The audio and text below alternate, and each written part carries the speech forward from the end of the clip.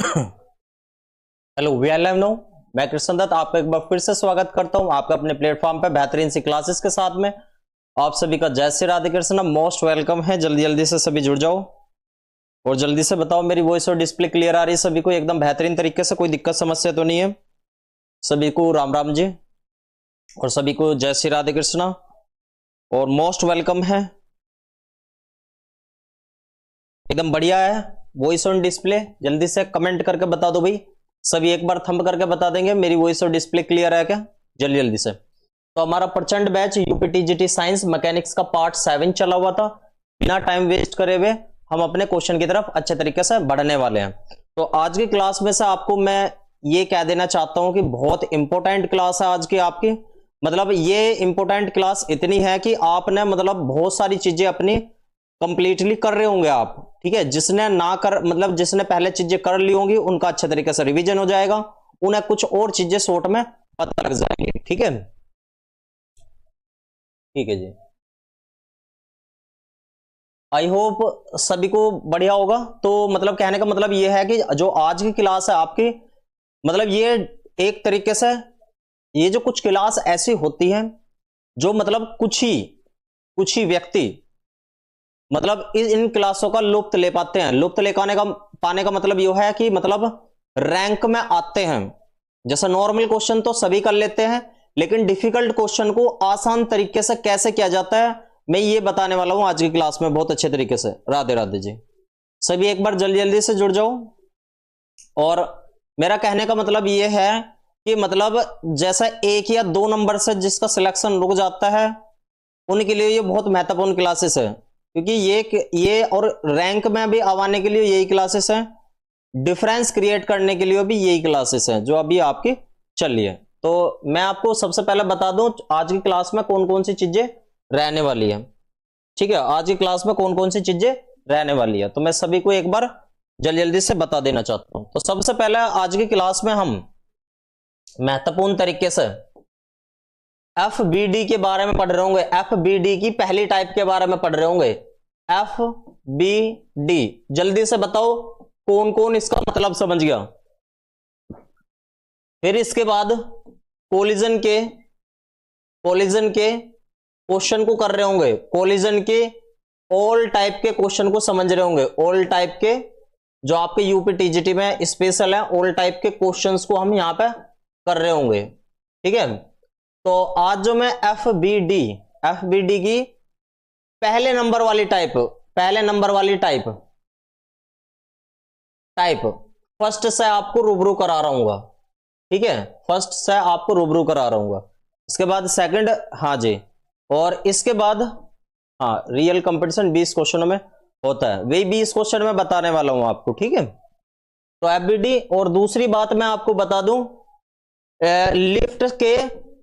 Lift के special case जो आपके एग्जाम में हर बार पूछे जाते हैं। लिफ्ट के स्पेशल मतलब लिफ्ट के कंसेप्ट पे स्पेशल केस जो हर साल आपके एग्जाम में पूछे जाते हैं, लेकिन आप समझ नहीं पाते कि वो लिफ्ट का केस है या किसका केस है। तो मैं यहां लिफ्ट ना कह के मैं कह देता हूं कि other most special example, other special question आपके करने वाले। आज की क्लास में से आपका 1 या 2 क्वेश्चन एग्जाम में जरूर आने वाला है और ये क्वेश्चन आपका डिफरेंस क्रिएट करने वाले हैं, ठीक है। तो सभी को गुड इवनिंग है, सभी को जय श्री राधे कृष्ण। तो सबसे पहले सभी FBD की पहली टाइप को ध्यान से समझ रहे होंगे और क्वेश्चन कैसा आता है वे सारी चीजें मैं आपको बता देना चाहता हूं, ठीक है। वैसे FBD की मैं आपको जो देखो मैं बिल्कुल तसल्ली से सारी चीजें करवाना चाहता हूं।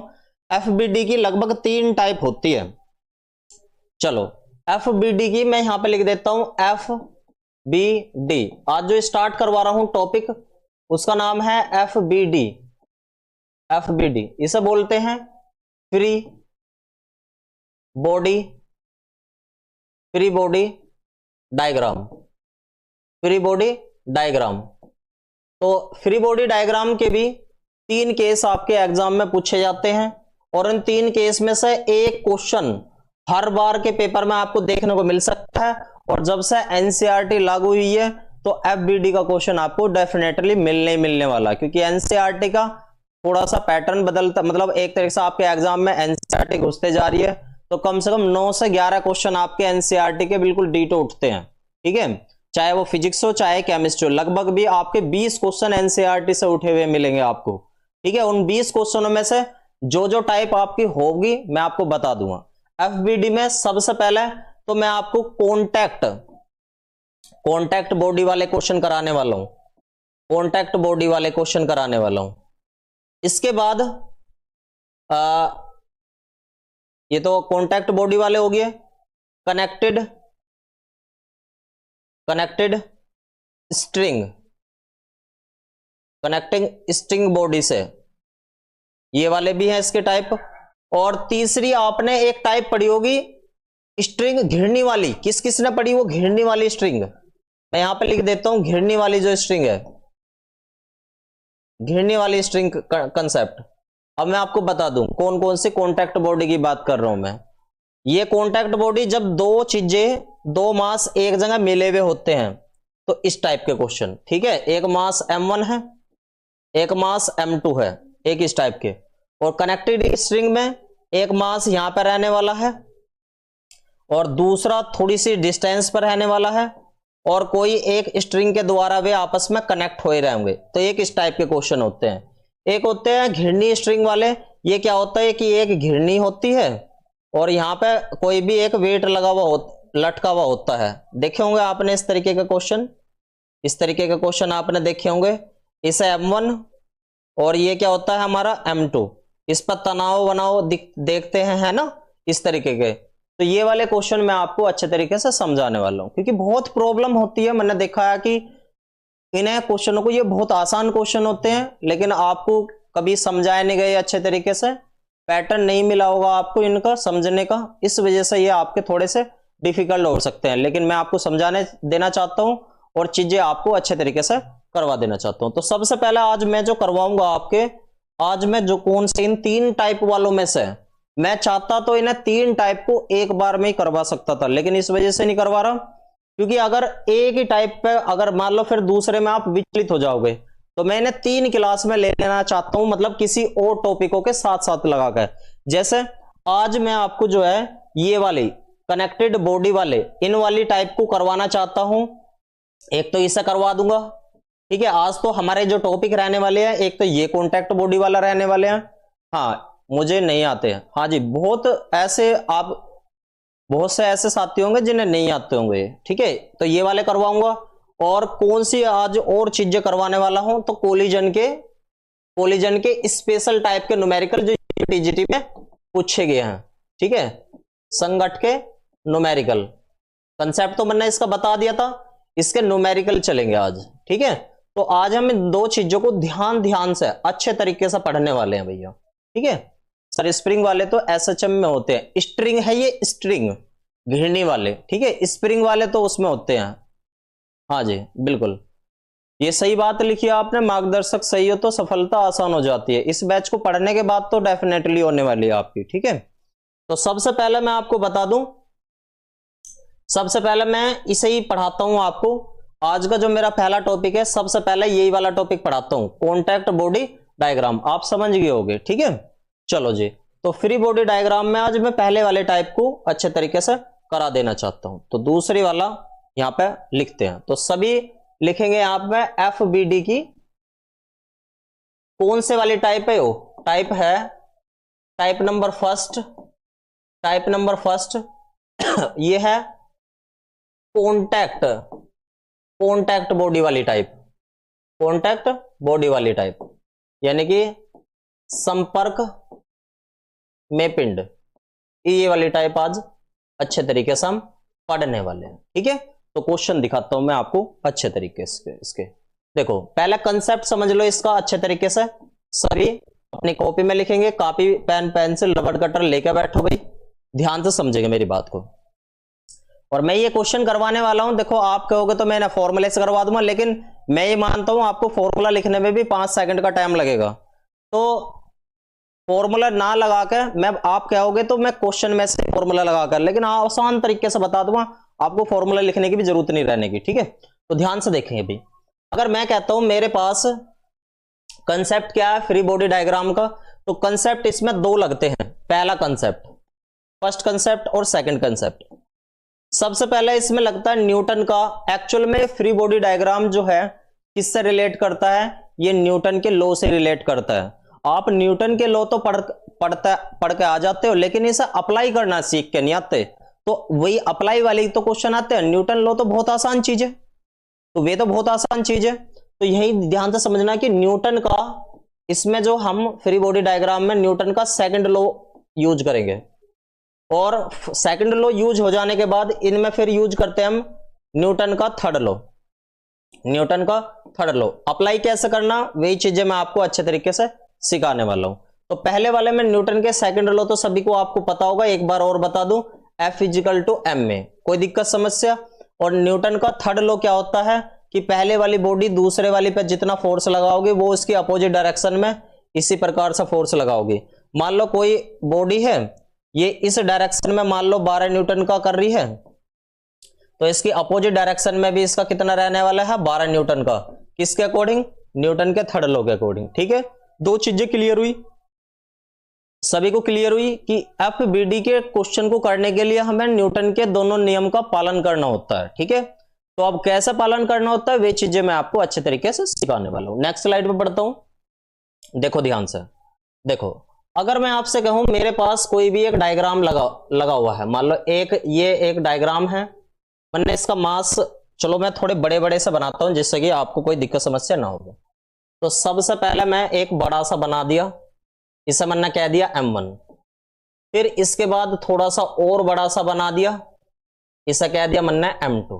ठीक है, इसके बाद एक थोड़ा सा और बड़ा बना दिया, इसे कह दिया M3।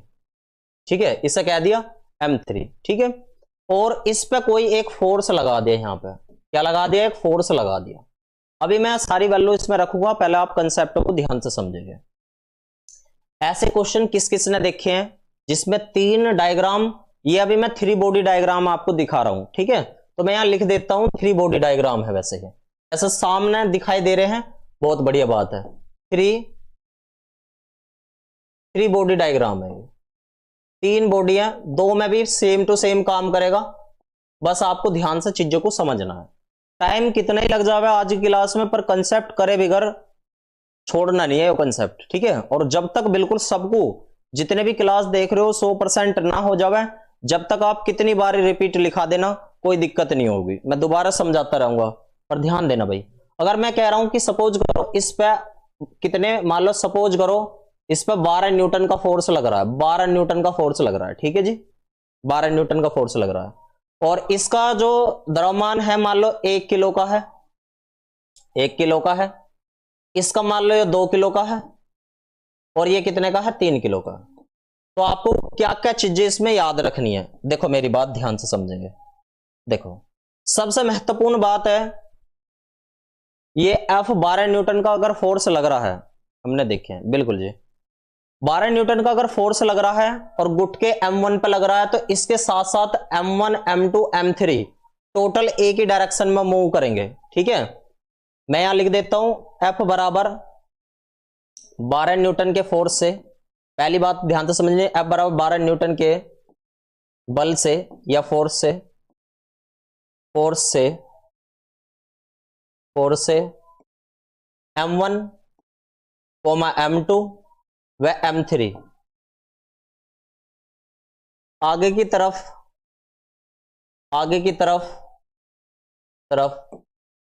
एक ही डायरेक्शन में, एक ही दिशा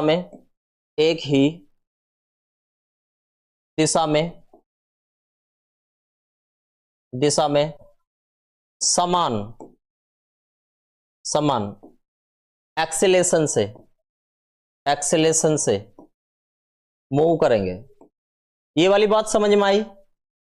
इसका क्या मतलब है अभी बताने वाला हूं मैं अच्छे तरीके से। सबसे पहले HC वर्मा में देखे हैं 11th क्लास में, बिल्कुल सही बात है। देखो भाई ध्यान से, क्या आपने एग्जाम से पहले ये करे थे? मैं ये जानना चाह रहा हूं। ठीक है, अब देखो ध्यान से, ध्यान देना भाई सभी। मैंने कहा अगर जैसे मैंने इस पर F इजिकल टू 12 न्यूटन का फोर्स लगाया, तो M1 M2 M3 आगे की तरफ एक ही डायरेक्शन में सेम एक्सीलरेशन से मूव ऑन करेंगे। पहली बात ध्यान से समझना, क्वेश्चन यहां से बनता है इसी पहली लाइन से जो ये लिख रहा मैंने।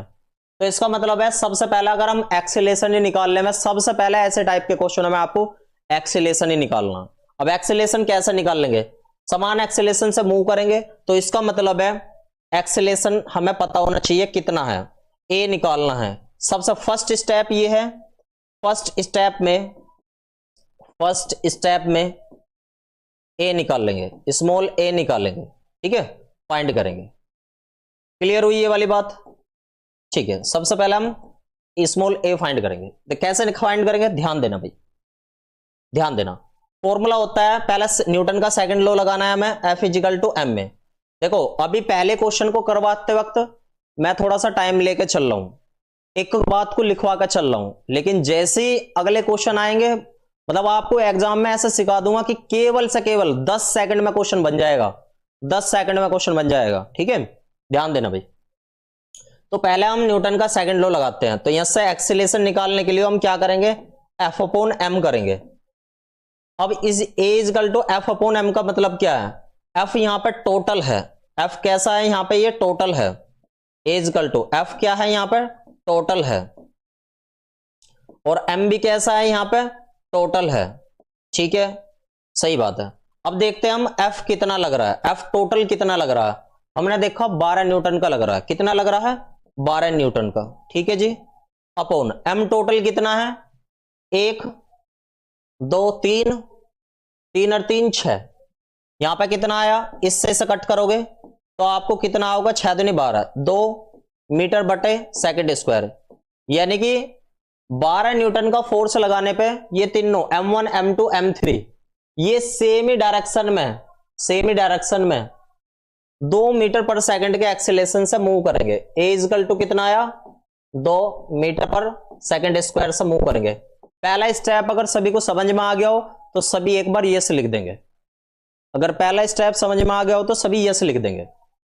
अभी बहुत महत्वपूर्ण बात बताने जा रहा हूं, फिर क्वेश्चन आराम से बनते चले जाएंगे, ठीक है, ठीक है, जरा ध्यान देना भाई, कृपया यात्रीगण ध्यान दे। देखो भाई सभी एक बार यस लिख देंगे।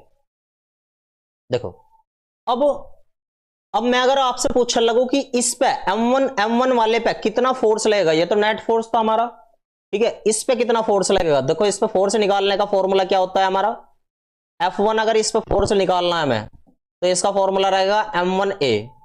तो M1 की वैल्यू कितनी है, 1 है, A की वैल्यू कितनी आई है, 2 आई है। तो इसका मतलब है यहां से कितना आ गया, 2 न्यूटन। तो इस पे 1 किलोग्राम वाले पे कितना फोर्स लगेगा, 2 न्यूटन का, ठीक है। ऐसे इसका निकाल लो, F2 निकाल लो कितना आएगा, F2 निकाल लो कितना आएगा, M2A। तो M2 की वैल्यू कितनी है, 2 है, A की वैल्यू कितना, 2 है, तो यहां से 4 न्यूटन का आ गया। यानी कि M2 पे जो फोर्स लगेगा वो 4 न्यूटन का लगेगा, ठीक है। और देखो इस पे कितना आएगा, अगर इस वाले पे देखकर लगा F3 पे तो क्या होगा, M3A। तो M3 की वैल्यू कितनी है, 3 है, A की वैल्यू कितनी है वहां से, 2 है, तो इस पे कितना आया, 6 न्यूटन का। यानी कि इस पे कितना फोर्स लगेगा, 6 न्यूटन का। तो यहां से एक बात ध्यान से समझनी है, प्लीज थोड़ा लेट हो गया, प्लीज एक बार दोबारा बता दीजिए। बिल्कुल बता दूंगा, आप निश्चिंत रहिए, बाकी सभी एक बार यस लिख देंगे। तो इसका ध्यान देंगे, यानी कि अगर ये 12 न्यूटन का फोर्स लग रहा है तो इस पे कितने न्यूटन का फोर्स लगेगा, M1 पे 2 न्यूटन का, M2 पे कितने न्यूटन का लगेगा, 4 न्यूटन का, M3 पे कितने न्यूटन का लगेगा, 6 न्यूटन का। आप वेरीफाई भी कर सकते हो, कैसे वेरीफाई कर सकते हो, अगर यहां 6 न्यूटन है, 6 और 4 10 और 2 12, तो टोटल मिलाकर 12 हो रहा, तो अगर यहां 12 हो रहा तो हमारा एकदम बढ़िया है, कोई दिक्कत समस्या। अब आपसे एक बात यहां से और बात समझ में आई होगी आपको, क्या बात समझ में आई होगी कि भैया तीनों जब तीन कांटेक्ट में रखी हुई बॉडी पे आप फोर्स लगाते हो, उनका एक्सीलरेशन तो सेम होता है लेकिन उनका फोर्स अलग अलग होता है, ये भी बात याद रख लेना। क्या लिख लेना, यहां से अगली बात ये भी लिख लेना, फोर्स M1 M2 वह M3 का अलग अलग होगा, अलग अलग होगा। ये बात भी बहुत बार पूछी जाती है, ठीक है। बस मुझे यही दो बात अभी फिलहाल समझानी थी इसमें। अभी मैं तीसरे स्टेप पे बेहतरीन तरीके से बढ़ने वाला हूं, ठीक है। अभी क्योंकि कुछ मेरे प्यारे साथी लेट ज्वाइन करा है, तो मैं दोबारा से एक बार अच्छे तरीके से बता देना चाहता हूं क्या चीजें चल रही, फिर क्वेश्चन को करने में बहुत आसानी बनेगी भी, ठीक है। तो सभी को एक बार दोबारा से बता दूं, ये हमारा प्रचंड बैच है यूपी टीजीटी साइंस के लिए, मैकेनिक्स पार्ट 7 है। और मैंने पिछली वाली क्लास में आपको जो है कुछ क्वेश्चंस कराए थे, और वहां पे मतलब आपके कोलिजन के क्वेश्चन रुक गए थे, और किसी ने कमेंट करा था कि कोलिजन वाले क्वेश्चन अभी सर रह हुए हैं। तो मैंने उनसे बताया था कि कोलिजन वाले क्वेश्चन को मैं क्या करने वाला हूं, FBD डायग्राम के साथ लेकर आने वाला हूं जितने भी। और फिर इसके बाद FBD डायग्राम, जैसा अब FBD डायग्राम 3 तरीके का होता है। कितने तरीके? आज जो क्लास में हम पढ़ने वाले हैं FBD की, यानी कि फ्री बॉडी डायग्राम की टाइप फर्स्ट पढ़ने वाले हैं, कोलिजन के ऑल टाइप के क्वेश्चन करने वाले हैं, और स्पेशल टाइप के क्वेश्चन। स्पेशल टाइप का मतलब स्पेशल टाइप ही होगा, ध्यान रखना इस बात का, ठीक है।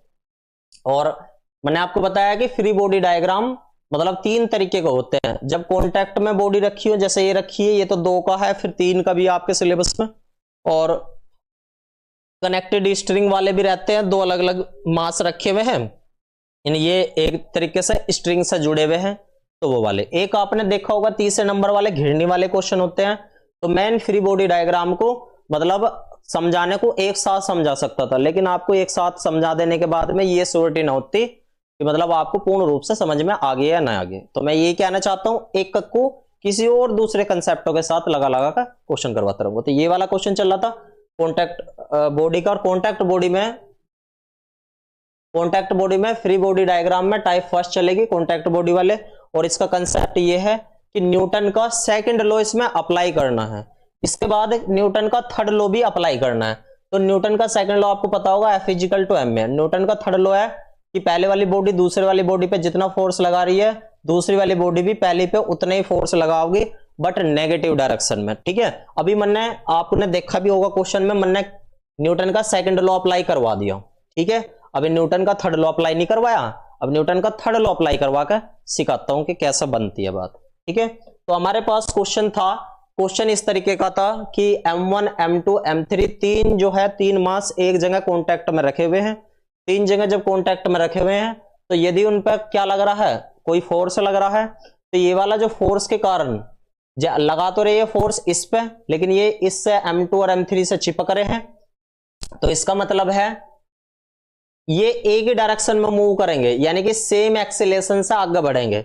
यानी कि 12 न्यूटन के बल फोर्स से M1 व M2 व M3 आगे की तरफ एक ही दिशा में समान एक्सीलरेशन से मूव करेंगे। तो फर्स्ट स्टेप में हम हमेशा क्या निकालना करेंगे, स्मॉल a निकालना करेंगे।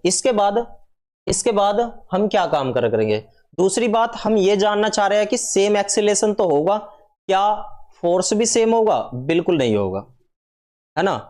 आप मतलब बिल्कुल भी मतलब एक जैसा फोर्स नहीं होगा, ठीक है। अब ध्यान से समझेंगे, मैं कह रहा हूं इसका मान लो 12 न्यूटन का फोर्स ना, इसमें क्या होगा, मतलब डिफरेंट होने वाला है। कैसे समझो, ध्यान देना मेरी बात पे।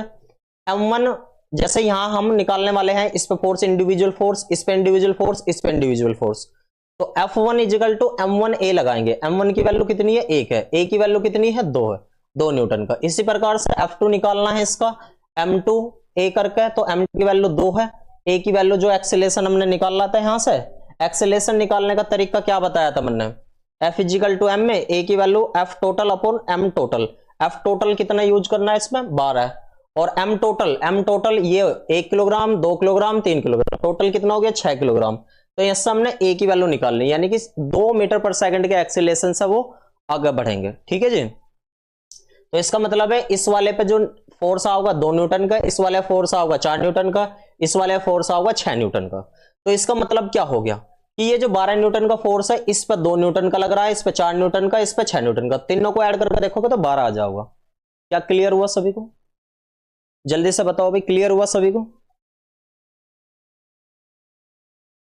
अभी मैंने इसमें अप्लाई करके आपको दिखाया न्यूटन का ओनली सेकंड लॉ। अब मैं थर्ड लॉ अप्लाई करवाने वाला हूं, और हमने अभी तक इंडिविजुअल फोर्स निकालने हैं इसके। तो मैंने क्या अभी यहां पे इतना जो आप पढ़ते हो यहां तक, तो बहुत आसान कहानी मैंने आपको बता दी। जल्दी से बताओ, सभी थंब कर दो, फिर मैं नेक्स्ट स्लाइड पे बढ़ूंगा। ठीक है, और ये क्लासेस आपके अनुसार चली हुई है। ठीक है, तो मैं जब आप सभी अनुमति प्रदान करोगे आगे बढ़ने की, तो मैं किसी क्वेश्चन के कंसेप्ट से तभी आगे बढ़ूंगा। ठीक है, सभी एक बार यस लिख दो, फिर मैं आगे बढ़ता हूं। ठीक है, ठीक है जी, चलो जी आगे बढ़ते हैं। नेक्स्ट बात, बहुत इंपॉर्टेंट बात अब चलने वाली है, यहां से ध्यान देना भाई। चलो मैं उसी पेज को क्या करता हूं, यहां पे कॉपी कर लेता हूं।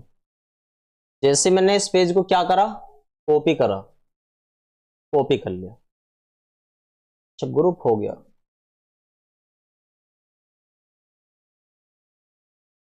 यहां से होगा क्योंकि कॉपी।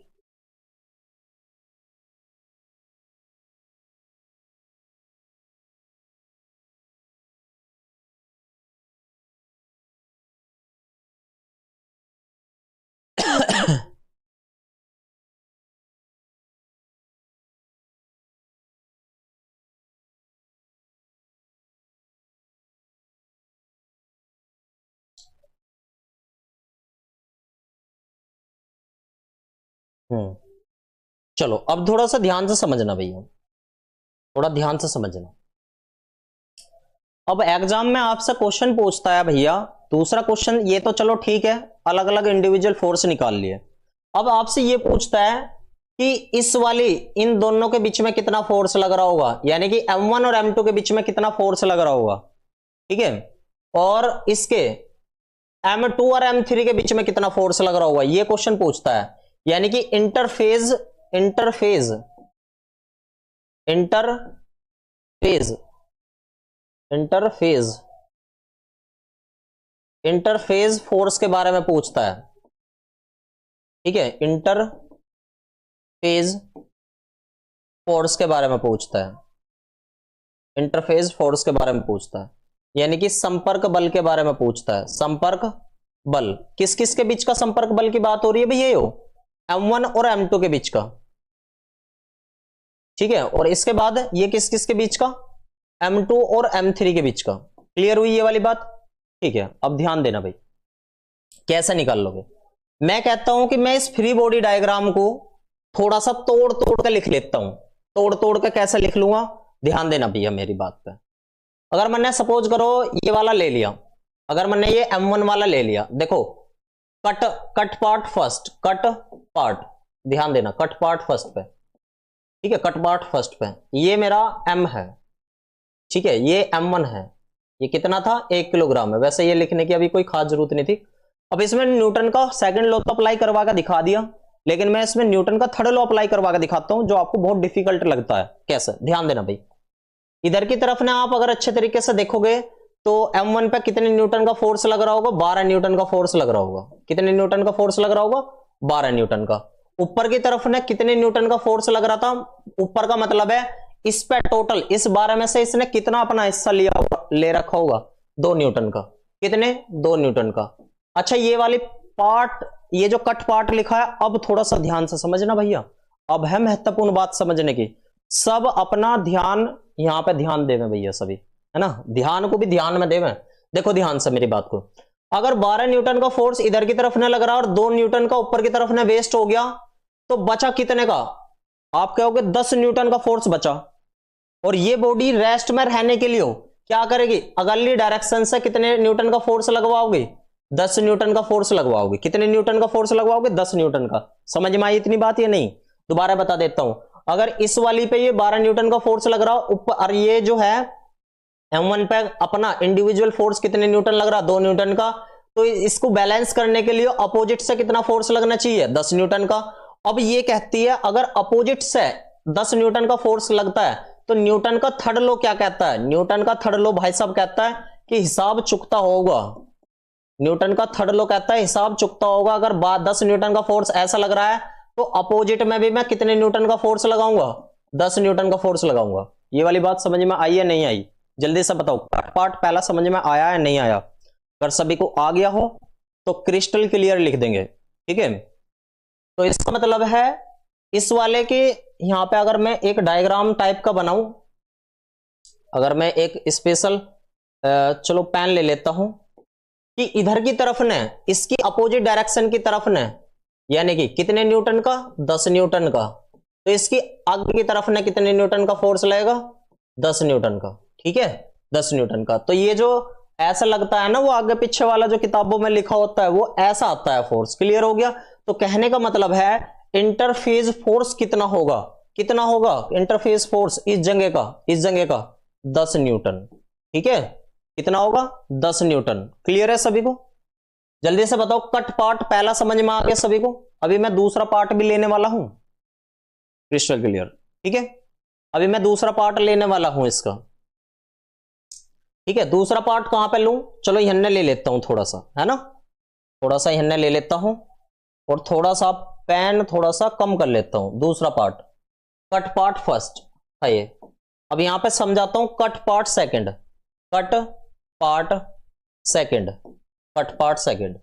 कट पार्ट सेकंड कौन से वाला लग गया होगा, पहले का तो समझ में आ गया तुम्हें, दूसरे वाला ले लेता हूं मैं, दूसरे वाला ले लेता हूं।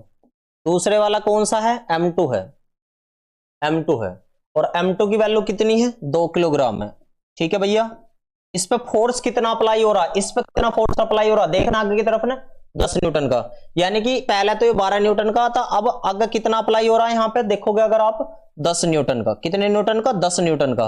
और इसका खुद का कितना था, खुद का कितना था, इसका खुद का था 4 न्यूटन का। कितने न्यूटन का, 4 न्यूटन का। तो इसे बैलेंस करने के लिए कितने न्यूटन का फोर्स चाहिएगा, 10 दिया, 4 निकल का भाग गया, तो इसे बैलेंस करने के लिए कितने न्यूटन का फोर्स चाहिएगा, 6 न्यूटन का फोर्स चाहिएगा। कितने न्यूटन का, 6 न्यूटन का। जब आया है तो यहां पर न्यूटन का थर्ड लॉ लगा दो, न्यूटन का थर्ड लॉ लगा दे यहां पे कि जितना आया है उतना जाएगा भी, तो 6 न्यूटन का आगे की तरफ हो गया। यानी कि अगर मैं यहां पे बात कर लगूं डायग्राम में, तो अगर इसकी तरफ कितने न्यूटन का फोर्स आया होगा, 6 न्यूटन का, 6 न्यूटन का। तो आगे की तरफ ने कितने, इसने M2 ने M3 पे कितने न्यूटन का फोर्स लगाया होगा, इसने आगे की तरफ ने 6 न्यूटन का फोर्स लगाया होगा। जल्दी से बताओ, क्लियर हुआ? सर एक बार और बता दो। बिल्कुल बता दूंगा, आप बेफिक्र रहो, बस थोड़ा सा पेशेंस बनाकर रखो, बता दूंगा, बेफिक्र रहो। बाकी सभी बताओ, ठीक है, जल्दी से बताओ। फिर कट पार्ट 3 के बारे में बात करने वाला हूं मैं, कट पार्ट 3 के बारे में बात करने वाला हूं। जल्दी जल्दी से बताओ भाई, क्लियर हुआ क्या सभी को? कट पार्ट फर्स्ट समझ में आ गया होगा, कट पार्ट सेकंड समझ में आ गया होगा। बाकी सभी लिख दो एक बार। तो इन दोनों के बीच में कितना, इन दोनों के बीच में भी कितना फोर्स लग रहा होगा, 6 न्यूटन का फोर्स लग रहा होगा। आपसे एग्जाम में यही 2 बातें पूछता है, आपसे एग्जाम में यही 2 बातें पूछता है।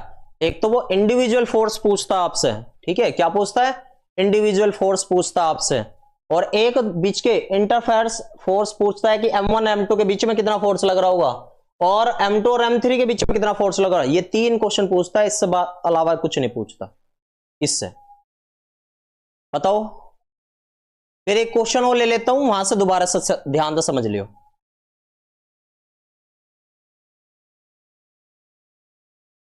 ठीक है, अगर आप कहोगे तो मैं फॉर्मूले से भी समझा दूंगा, जो थर्ड पार्ट के लिए ऑन होना चाहिए। ऑन मतलब हाँ, 0 0, बिल्कुल सही कह रहे हो। थर्ड वाले पार्ट के लिए कोई दिक्कत नहीं होने वाली।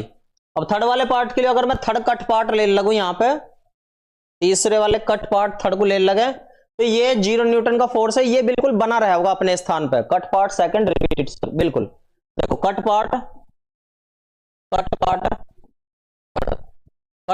को एक बार और देख लेते हैं। ज्यादातर लास्ट वाले का 0 होगा। अगर आपका लास्ट वाले का 0 आ रहा है तो इसका मतलब आंसर आपने सब कुछ सही करके आए हो, अदरवाइज गलत करके आए हो। ठीक है, तो कट पार्ट थर्ड वाले को देखो, कट पार्ट थर्ड वाले को अगर हमने ले लिया, यहां से ले लिया मैंने, तो कितने न्यूटन का फोर्स लग रहा है इस पे, 6 न्यूटन का। और ऊपर की तरफ ने कितने न्यूटन का जा रहा है, 6 न्यूटन का। तो बैलेंस फोर्स कितने कर रहा होगा उसे, 0 न्यूटन का। तो इसका मतलब है ये चीज आपस में कैसी रही होगी, रेस्ट में। अगर लास्ट में आपका 0 न्यूटन का फोर्स लग रहा है, इसका मतलब आपने अच्छे तरीके से सारा अच्छे तरीके से सोल्व करा। ठीक है, जल्दी से बताओ क्लियर हो गया सभी को? फिर मैं आगे बढ़ता हूं क्वेश्चन की तरफ।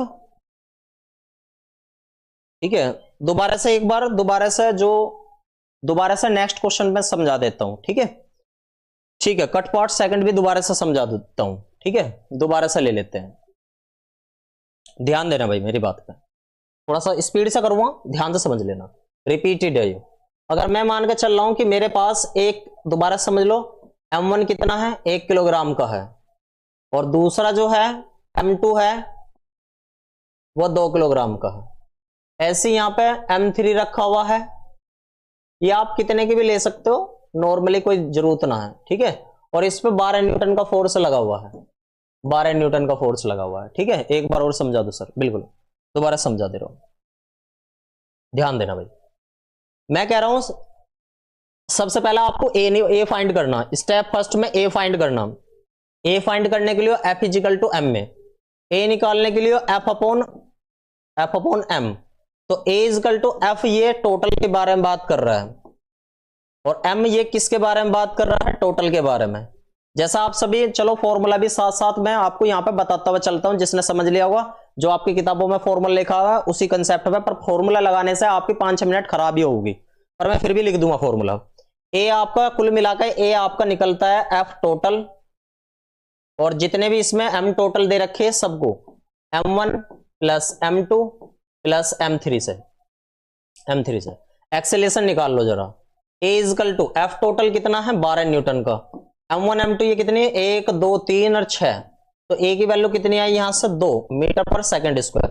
पहला स्टेप रहेगा आपको A निकालने का, A आपसे एग्जामिनर पूछता है, तो इस डायरेक्शन में ये तीनों 12 न्यूटन के फोर्स की वजह से ये तीनों कितनी, A बराबर 2 मीटर पर सेकंड स्क्वायर के एक्सेलेरेशन से बढ़ेंगे। ध्यान रहे M1 M2 और M3 के लिए A की वैल्यू सेम ही रहने वाली है, क्योंकि ये तीनों आपस में चिपके हैं। तो ये वाली बात नोट पॉइंट में लिख देना, क्वेश्चन में आया हुआ था, नोट पॉइंट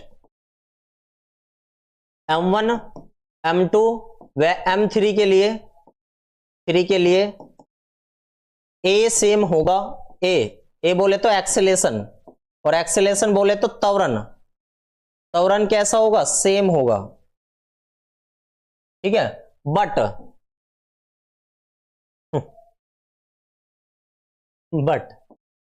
M1 M2 व M3 के लिए F डिफरेंट होगा। F कैसा होगा, डिफरेंट होगा, यानी कि इंडिविजुअल टर्म्स हमें लेकर चलनी रहेगी। कैसे, F1 अगर हम निकाल लेंगे, इसका F2 निकाल लेंगे और F3 निकाल लेंगे, तो कैसे निकाल लोगे, ध्यान देना, M1A M2A M3A। ठीक है, M1 की वैल्यू कितनी है, 1, A तो सबके लिए सेम, 1 मल्टीप्लाई 2 इजिकल टू कितना आ गया, 2 न्यूटन का। इस पे निकाल लो, M2 की वैल्यू कितनी है, 2, A दोनों के लिए सेम रहेगा। यहां से क्वेश्चन पूछा हुआ था भैया 4 न्यूटन का, और यहां पे अगर M3 देखोगे तो कितना है हमारे पास, 3 है, और A की वैल्यू कितनी है हमारे पास, 2 है, तो कितना आया, 6 न्यूटन का।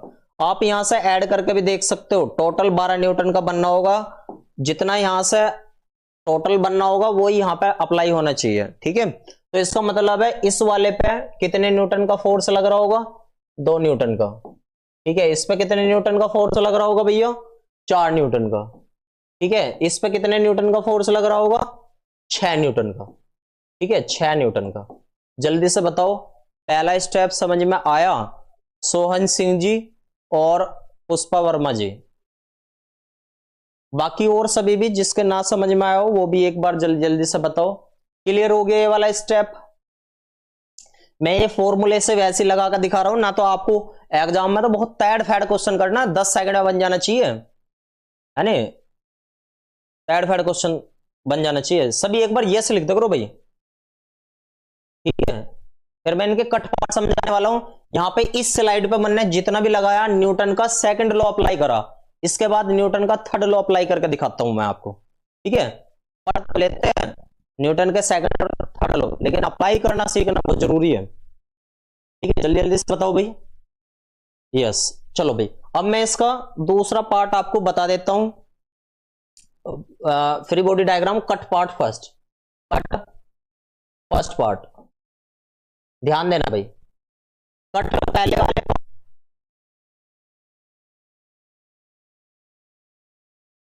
1 किलोग्राम था, न्यूटन, कितने न्यूटन का फोर्स लग रहा था इस पर? 12 न्यूटन का। ऊपर की तरफ ने मतलब कितना लग रहा था? ऊपर की तरफ ने तो वैसे लिख दिया अमन ने, वो कितना लग रहा था? 2 न्यूटन का। कितने का? 2 न्यूटन का। ठीक है, और इसकी तरफ ने 2 न्यूटन का निकल गया 2 न्यूटन का, तो इसे रुकावट करने के लिए कितने न्यूटन का फोर्स लग रहा होगा भाई? 2 तो निकल कर चला गया, बचा 10। तो अपोजिट डायरेक्शन में कौन सा कितना फोर्स लगेगा इसका? 10 न्यूटन का। अब जब लगा है तो अब यहां पे न्यूटन का थर्ड लॉ अप्लाई करना है, न्यूटन का थर्ड लॉ अप्लाई करना। इससे पहला सेकंड लॉ अप्लाई करा, न्यूटन का थर्ड लॉ। इस डायरेक्शन में 10 है तो इसके अपोजिट डायरेक्शन में कितने का लगेगा? 10 न्यूटन का। अब उसी डायग्राम पे वापस जाते हैं, अब उसी डायग्राम पे वापस जाते हैं, ये रहा डायग्राम। तो इसमें ये जो इंटरफेज है ये वाली, इसका फोर्स पूछता है आपसे। क्या पूछता है कि M1 और M2 के बीच में कितना फोर्स लग रहा? तो जरा देखना कितना फोर्स लग रहा है, 10 न्यूटन का। 10 न्यूटन का M2 इसकी तरफ ने फोर्स लगा रहा है 10 न्यूटन का, और 10 न्यूटन का ही अपोजिट डायरेक्शन में फोर्स लगा 10 न्यूटन का। अब इस वाले का आंसर और बताओ, इन दो का आंसर बताना होता है। इस वाले का और पहला दूसरी वाली का तो निकाल लूं, तो कट पार्ट सेकंड देख लेता हूं मैं, कट पार्ट सेकंड देख लेता हूं। ठीक है भाई, cut second part, cut second part. तो कितने न्यूटन का था जल्दी जरा देखना, कि 2 किलोग्राम का था और M2 था यहां पे। तो कितने आगे की तरफ ना कौन सा आ रहा है यहां पे देखोगे तो 10 न्यूटन का फोर्स आगे की तरफ ना बढ़ रहा है। डायग्राम में देखो, इधर की तरफ ना 10, इस पर कितने का 10, तो अब यो 12 ना होकर 10 होगा। ठीक है, 12 ना होकर यो 10 होगा, यानी कि इसकी डायरेक्शन की तरफ ना कितने न्यूटन का? 10 न्यूटन का। ठीक है जी, और ऊपर की तरफ ना कितना जा रहा था? 2 ये था और 2 ही हमारी निकल का आया था, तो कितना? 4 न्यूटन का। तो सीधी सी बात है, इसे रुकावट करने के लिए कितने न्यूटन का फोर्स चाहिएगा? 6 न्यूटन का। तो अब यहां पे अगर हम न्यूटन का थर्ड लॉ लगा देंगे, न्यूटन का थर्ड लॉ लगा देंगे, तो अपोजिट में कितने न्यूटन का फोर्स लग जाओगा? 6 न्यूटन का। तो उन दोनों इंटरफेस के बीच में, इंटरफेस के बीच में कितने न्यूटन का फोर्स लग रहा होगा? 6 न्यूटन का। यानी कि ये इधर की तरफ ने 6 न्यूटन का लगा रहा होगा, तो ये वाला भी इधर की तरफ ने 6 न्यूटन का फोर्स लगा रहा होगा। अब लास्ट में बचा M3 का पार्ट। लास्ट वाले पार्ट में क्या होना चाहिए? 0 आंसर आना चाहिए। अगर 0 आ रहा है तो इसका मतलब है रुकावट है अच्छे तरीके से, या फिर मूवमेंट है। दो में से कोई सी भी एक चीज हो सकती है। ठीक है, कोई सी भी एक चीज हो सकती है। अब देखो यहां पे ध्यान से, पर अगर तीसरे वाले पार्ट में 0 आ रहा है तो इसका मतलब हमने सारा प्रोसेस बिल्कुल सही सही करा है। ठीक है, cut part third, cut part third. ठीक है, एग्जाम में तो तेजी से वही उसी डायग्राम में कर देना, मैं समझाने के लिए थोड़ा सा टाइम ले रहा हूं आपको। तो तीसरे वाले कट पार्ट में अगर हम देखेंगे M3, तो लास्ट वाला 1 2 ये 3 था, 3 किलोग्राम का। तो इस पर कितने उसका न्यूटन का आगे की तरफ जा रहा है? 6 न्यूटन का, 6 न्यूटन का। तो इस पर खुद का कितना था? 3 × 2, यानी कि 6 न्यूटन का ही। तो इसका मतलब है इसकी अपोजिट डायरेक्शन में कितने न्यूटन का फोर्स लग रहा होगा? 0 का। और इसके आगे की डायरेक्शन में कितने का लग रहा होगा? 0 का। अगर लास्ट में ये 0 आ रहा है तो इसका मतलब हमने एकदम बढ़िया तरीके से सॉल्व करा है। अब जल्दी से बताओ, अब क्लियर हो गया? क्वेश्चन आगे बनवाऊं, क्वेश्चन बनवाऊं आगे? सब बताओ, आई होप सभी को क्लियर हो गया होगा।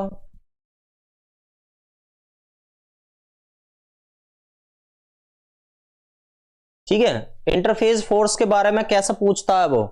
इंटरफेस फोर्स के बारे में कैसे पूछता है? देखो कैसे पूछता है, क्वेश्चन कैसे पूछता है, मैं यहां पे लिख देता हूं।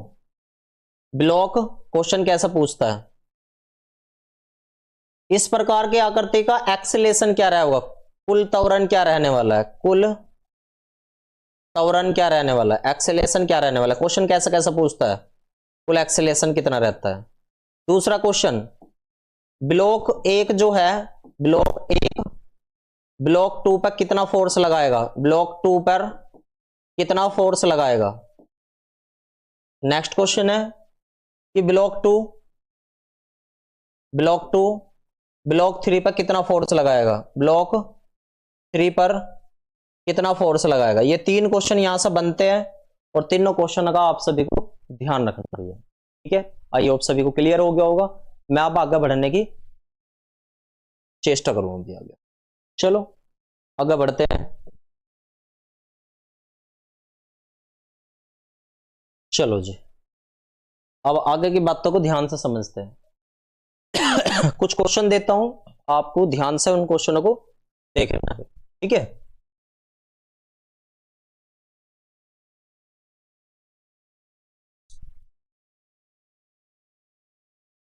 ठीक है, क्वेश्चन करना आपको और सभी को आंसर बताना है, सभी को आंसर बताना है भाई। ठीक है, तो एक ब्लॉक है हमारे पास, दूसरा ब्लॉक है, तीसरा ब्लॉक है और चौथा भी ब्लॉक दे दिया। ठीक है, चलो इसे थोड़ा सा ना बड़ा करके बना लेते हैं क्योंकि फिर क्वेश्चन करते वक्त आसानी हो जाएगी। 2 और 3 मैं इसमें दिखा रहा हूं। मैं 2 का तो बहुत आसान था, मैं 4 ज्यादा बड़ी बड़ी का स्ट्रक्चर का दिखा रहा हूं। मान लो हमारे पास कितने का है, 1 है, 2 है, 3 है, 4 है, 30 न्यूटन का फोर्स लग रहा है। मान लो 30 न्यूटन का फोर्स लग रहा है, तो 1 किलोग्राम है इसका, 2 किलोग्राम है, 3 किलोग्राम है और 4 किलोग्राम है। जरा जल्दी जल्दी से सभी आंसर बताओगे, सभी आंसर प्रैक्टिस करो जल्दी जल्दी से क्वेश्चन की, जल्दी जल्दी से सभी आंसर बताओगे। ठीक है, 30 न्यूटन का फोर्स लग रहा है, आपको कहानी बतानी है, थोड़ा सा करो ट्राई आप सभी। तो सबसे पहले आपको इसका क्या बताना है, ब्लॉक 1 है, ब्लॉक बी है, एक तो यहां का बताना है, यहां का बताना है, यहां का बताना है। ठीक है, ये फोर्स बताने हैं, आपको ए बताना है, ए बताना है, ये फर्स्ट बताना है, यहां का सेकंड बताना है। मैं इन्हें ए बी सी कह देता हूं जिससे कि आपको याद रहे। तो ए बी सी की वैल्यू बतानी है आपको, ए बी सी की वैल्यू। अच्छा, ए तो यहीं आ गया तो कैपिटल ले लेते हैं यहां पे, है ना, कैपिटल ले लेते हैं ना, तो फिर वो एक्सेलेरेशन का काम करने लग जाएगा। कैपिटल ए की वैल्यू, कैपिटल बी की वैल्यू, कैपिटल सी की वैल्यू, जरा सभी बताएंगे। हाँ जी, बिल्कुल सही बात है, सभी को ट्राई करना है भाई, जितने भी मेरे प्यारे साथी जुड़े हुए क्लास से सभी को ट्राई करना है ए की वैल्यू कितनी आएगी यहाँ पे। ठीक है, सभी को ट्राई करना।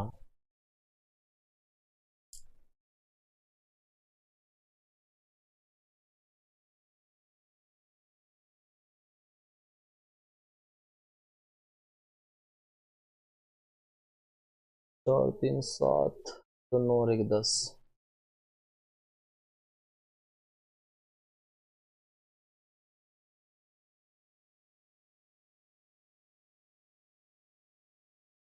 तीन 6 9 12, 3 6 9 12। अच्छा, ऊपर का भी निकालना आपने, इंटरफेस बताना ये एबीसी की।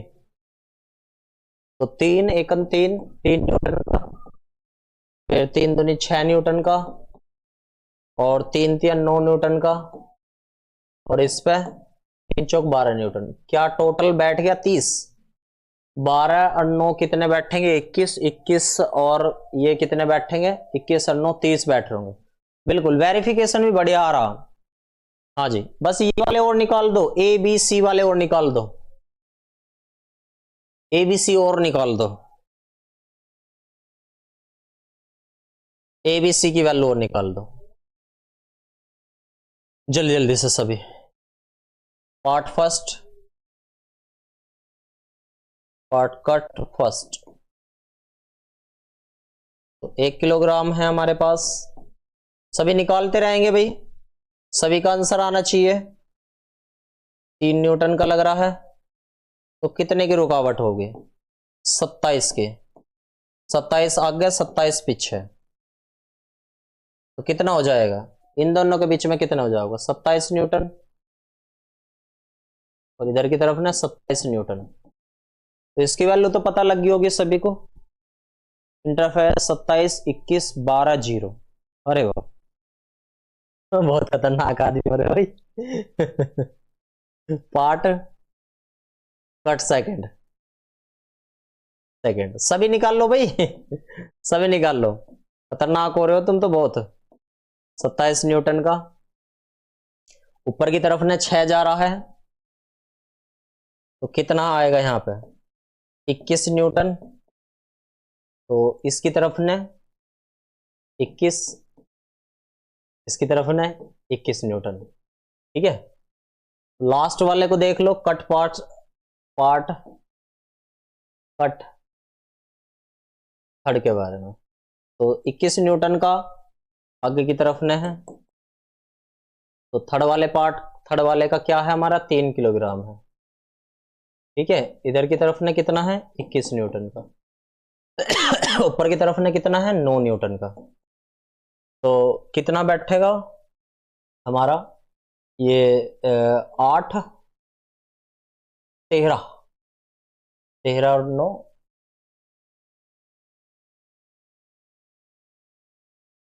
12, यानी कि 12 न्यूटन का फोर्स आगे की तरफ ने, 12 न्यूटन का फोर्स पीछे की तरफ ने, यानी कि लास्ट वाले में 12 ही आ रहा है। तो इसका जो है अंदर की तरफ ने कितना? 12 न्यूटन का, तो लास्ट वाले की तरफ ने कितना? 12 न्यूटन का। अगर ये लास्ट वाला फोर्स इस वाले फोर्स से मैच कर जाता है तो इसका मतलब है ये वाला 0 न्यूटन का और ये इधर का भी 0 न्यूटन का। क्या सभी को क्लियर हो गया?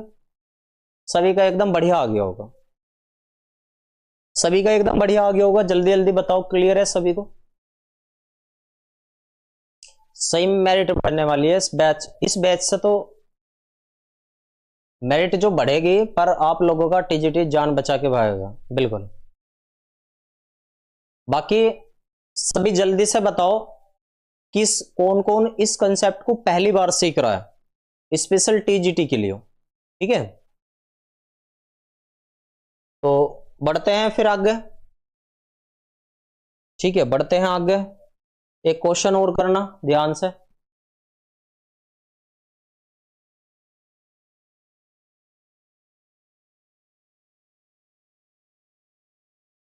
ठीक है, एक मेज पे 3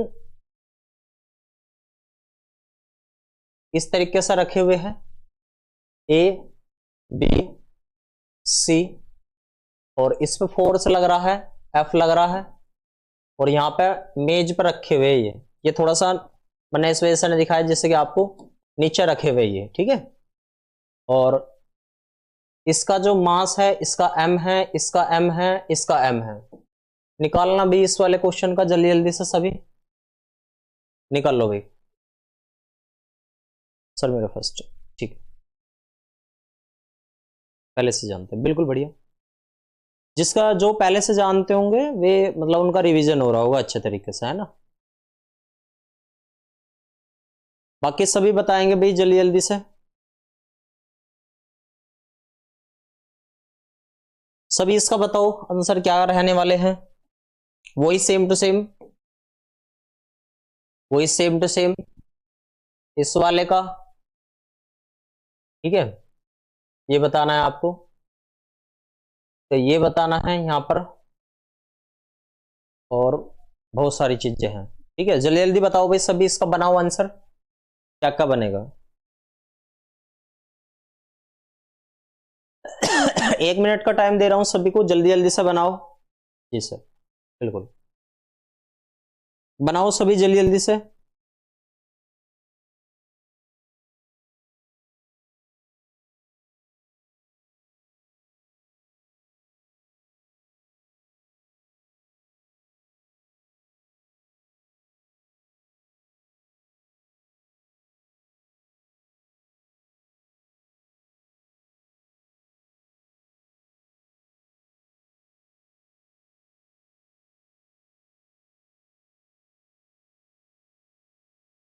सभी जल्दी जल्दी से बताएंगे भाई, आंसर बताएंगे सभी। बनाओ इसके, बाकी एफ भी बताने हैं, इस वाले का, इस वाले का, इस वाले का। बनाओ एक्सेलेशन, एक्सेलेशन तो आप सभी को आता ही होगा बनाना, एफ इजिकल टू एम में। और एक्सेलेशन क्या बनता है इसका? एफ अपॉन एम, और ए इजिकल टू एफ की तरह दिखाई दे रहे हैं सभी, नेट लगते हैं। एफ तो अप्लाइड है, ये एम कितना है? एम एम एम, ये क्या बन जाएगा? 3m बन जाएगा, 3m बन जाएगा। ठीक है, तो ये बन जाएगा F/3m। ये तो सेम रहने वाला है सभी के लिए, इसके लिए भी, इसके लिए भी, इसके लिए भी। जरा ध्यान देना भैया। तो सीधी सी बात है, इस पे कितना फोर्स लग रहा होगा, इस पे फोर्स बताना आपको। ए वाले पे फोर्स कितना लग रहा होगा, बी वाले पे फोर्स कितना लग रहा होगा, सी वाले पे फोर्स कितना लग रहा होगा। एक्सेलेरेशन तो आ गया आपका। फोर्स लगाने के लिए कैसे करोगे, फोर्स लगाने के लिए फोर्स निकालो जल्दी जल्दी सभी। फर्स्ट इंटरफेस फोर्स जल्दी जल्दी निकालो सभी। कैसे निकालते हो, m की मल्टीप्लाई किस में करते हो, एक्सेलेरेशन में करते हो। तो यहां से निकल के आ जाओगा, अगर m की मल्टीप्लाई किस में कर दोगे, एक्सेलेरेशन में, F/3m। इससे ये कट गया, तो क्या बना यहां से F/3, यानी कि इस पे कितना फोर्स लगेगा, F/3 लगेगा। तो इंटरफेस फोर्स के बारे में पूछ रहा आपसे, F/3 आ गया समझ में, कैसा है ये। तो इसे सिलेक्ट कर लेते हैं यहां से, और इसे एक स्थान दे देते हैं यहां पर, यहां पे दे लेते हैं इसको एक स्थान यहां पर, ठीक है, समझ में आ गया होगा। तो इस पे F/3, तो सेम टू सेम इस वाले पे भी कितना होगा, इस वाले पे भी F/3 होगा, और इस पे भी कितना होगा, F/3 होगा, ठीक है भैया। तो फर्स्ट इंटरफेस का बताना है आपको, ये वाला फर्स्ट इंटरफेस का। तो फर्स्ट इंटरफेस का अगर फर्स्ट कट पार्ट को अगर हम देखने लगे, फर्स्ट कट पार्ट को अगर हम देखने लगे तो कैसा निकालते हैं। तो ये वाला सारा है, ऊपर की तरफ ने कितना फोर्स लग रहा है, F/3। तो जल्दी जल्दी से घटा कर देख लो कितना फोर्स इस पे अपोजिट डायरेक्शन में या इसे रुकावट करने के लिए लगने वाला है। तो F माइनस F/3, यानी कि ये बना 3F माइनस F/3। तो या आप कहोगे 2F/3। तो यानी कि इसकी अपोजिट डायरेक्शन में कितना फोर्स लगेगा, 2F/3 लगेगा। तो इसकी आगे की तरफ ने भी कितना लगेगा, 2F/3 लगेगा। तो इसका मतलब है यहां पर जो इसका फर्स्ट इंटरफेस का फोर्स आया वो कितना आया है, 2F/3। और ऐसी अपोजिट डायरेक्शन में भी के लिए भी कितना आया है, 2F/3। जल्दी से बताओ सभी का आ गया था 2F/3। ये कैसे आया है 2F/3। ठीक है, सेकंड इंटरफेस का देखो भाई यहां पे। अब first second cut part, second cut part देख लो। सेकंड कट पार्ट क्या बनेगा इसका, आगे की तरफ ने कितना लगने को आ रहा है फोर्स, 2F/3। और ये कौन से वाले की बात हो रही है, बी वाले की बात हो रही है, इसका खुद का m था। ऊपर की तरफ ने कौन सा जा रहा है, F/3 है। तो इसमें से इसे घटा दोगे तो आपका निकल के आ जाएगा 2F/3 में से इसे घटा दोगे तो क्या बनेगा। तो यहां से अगर आप अच्छे तरीके से देखोगे तो F/3 बनेगा, F/3। तो इसकी अपोजिट डायरेक्शन में कितना लगेगा, F/3 लगेगा। तो इसके अपोजिट में भी कितना लगेगा, F/3 लगेगा। तो इसका मतलब है ऐसा है, यहाँ इन दोनों का इंटरफेस फोर्स कितना लगेगा, कितना लगेगा भैया, कितना लगेगा, F/3। तो इसके अपोजिट में भी कितना लगेगा, F/3। जल्दी से बताओ सभी का क्लियर हो गया। अगर सभी का एकदम क्लियर हो गया हो तो यस लिख देंगे सभी। फिर एक और क्वेश्चन देता हूं मैं। आई होप इस टाइप के क्वेश्चन बदल बदल का आपके कितने भी आ जाए कंप्लीट हो जाएगा कंसेप्ट, ठीक है। आपको इसी तरीके से करना, किसी को कोई पूछना हो तो रिपीट लिख सकते हैं। बाकी सारा कंसेप्ट वही है जो मैंने आपको पिछले वाले में दिखाया था। जल्दी जल्दी टाइपिंग नहीं कर पा रहे हैं, अच्छा अच्छा, बस यस लिख दो करो, कोई दिक्कत ना। आंसर ना आवे तो बस ये लिख दो आंसर आ गया, ऐसा लिख दो करो। फिर मैच लिख दो करो आप, है ना। ठीक है जी, सभी का क्लियर हो गया। सभी एक बार यस लिख देंगे सभी, फिर मैं नेक्स्ट क्वेश्चन की तरफ बढ़ता हूं।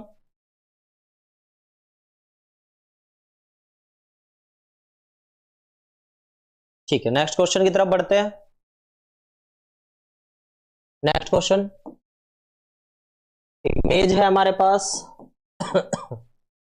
एक 20 न्यूटन का है, और एक क्या है इसके अटैच करके ही रखा हुआ है 10 न्यूटन का, और इस पे 5 न्यूटन का फोर्स लग रहा। आंसर निकाल लो सभी, आंसर निकाल लो सभी, बिल्कुल बढ़िया। सब बढ़िया, कोई दिक्कत तो ना? चलो जी, बहुत बढ़िया, सभी आंसर निकाल लेंगे।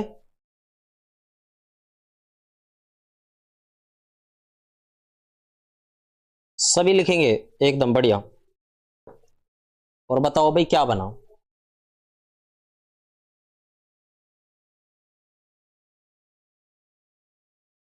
ये इसमें और उन क्वेश्चनों में क्या डिफरेंस है, सभी क्वेश्चनों में बताता हुआ चल रहा हूं मैं। एक बार देखो, एक बार ध्यान से समझो। सबसे पहले वाला क्वेश्चन लिया, 1 2 3, थ्री बॉडी डायग्राम। इसके बाद इसी का 1 2 3, तीन बॉडी डायग्राम हो गया, यानी कि वो रिपीट ही था। अब इस वाले पार्ट में चले जाओगे, 1 2 3 4, चार के लिए हो गया। दिया हुआ है क्या? हाँ जी, क्वेश्चन में दिया हुआ है 3। इस वाले में थ्री बॉडी डायग्राम हो गया, इस वाले में ये रहा। अच्छा, ये सॉरी वो है न्यूटन नहीं है ये, किलोग्राम है भाई, किलोग्राम है, किलोग्राम है सर। इस क्वेश्चन में फोर्स दिया है, ठीक है भाई। क्या निकालना, अब क्लियर हो गया सभी को?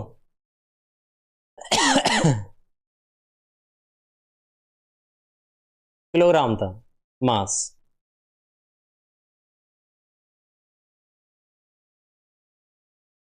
ये किलोग्राम है भाई, ठीक है। करो भाई जल्दी जल्दी से, सभी का आंसर आना चाहिए।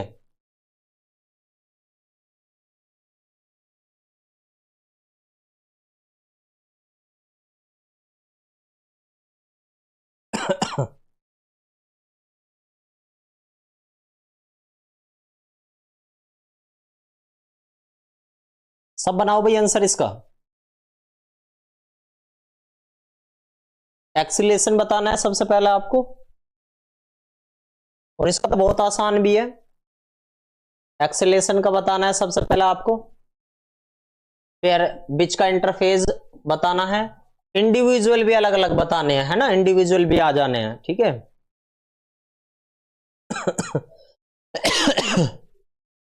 तो ए कैसे निकालते हैं, एफ इजिकल टू एम में, एफ बाई एम। फोर्स कितना, 5 न्यूटन का। एम की वैल्यू कितनी दे रखी है, टोटल 20 और 10 30। इससे वो कट गया 1/6 मीटर बटे सेकेंड स्क्वायर। ए की वैल्यू, यानी कि सेम एक्सीलेशन से ये भगने वाले हैं, दौड़ने वाले हैं इस डायरेक्शन में, सेम एक्सीलेशन है इसका। तो फोर्स निकाल लो, इसका कितना आएगा, इसका कितना आएगा। तो इसकी वैल्यू कितनी दे रखी है, 20 मल्टीप्लाई इसकी 1/6। 20/6 भी लिख सकते हो, 10/3 भी लिख सकते हो, कोई दिक्कत ना। ये क्या हो जाएगा, 10/6। तो इंटरफेस कैसा निकाल लोगे इसका, इसका फ्री बॉडी डायग्राम बना के देख लेते हैं इसका। फ्री बॉडी डायग्राम बना के देख लेते हैं। ऊपर की तरफ ने कितना लग रहा है इसका, 20/6। अप्लाई कितना कर रहे हैं, 5n। तो इसका अपोजिट में कितना आएगा, निकाल लेते हैं। तो ये 30 माइनस के 20/6, यानी कि 10/6 इसके अपोजिट में लगेगा। 10/6 इसके अपोजिट में लगेगा, तो आगे की तरफ ने भी तो 10/6 लगेगा। तो इसका इंटरफेस कितना हो गया, यहां से यहां तक का, आगे को भी और पीछे को भी इसका 10/6। 5/3 भी कर सकते हैं, कोई दिक्कत ना, ठीक है। हाँ जी, 5/3 भी कर सकते हैं। क्लियर है सभी को? हाँ जी, क्लियर हो गया सभी को? बस दो वाले में लास्ट में तो जीरो ही आना होता है ज्यादातर, आप देख रहे होगे, क्योंकि इसका अगर 10/6 आ गया तो लास्ट वाले पे 10/6 आ रहा तो जीरो ही बनेगा लास्ट में, ठीक है। सभी को क्लियर हो गया, ठीक है।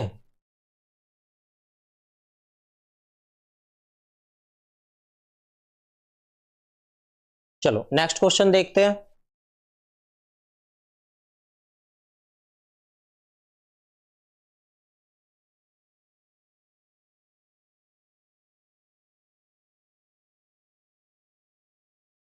एक की और प्रैक्टिस कर लो, ये लास्ट क्वेश्चन हो जाओगा,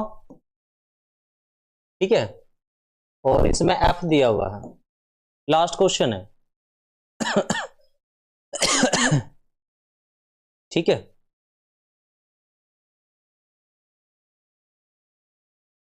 मौसम बिगड़ रहा है ना इस वजह से।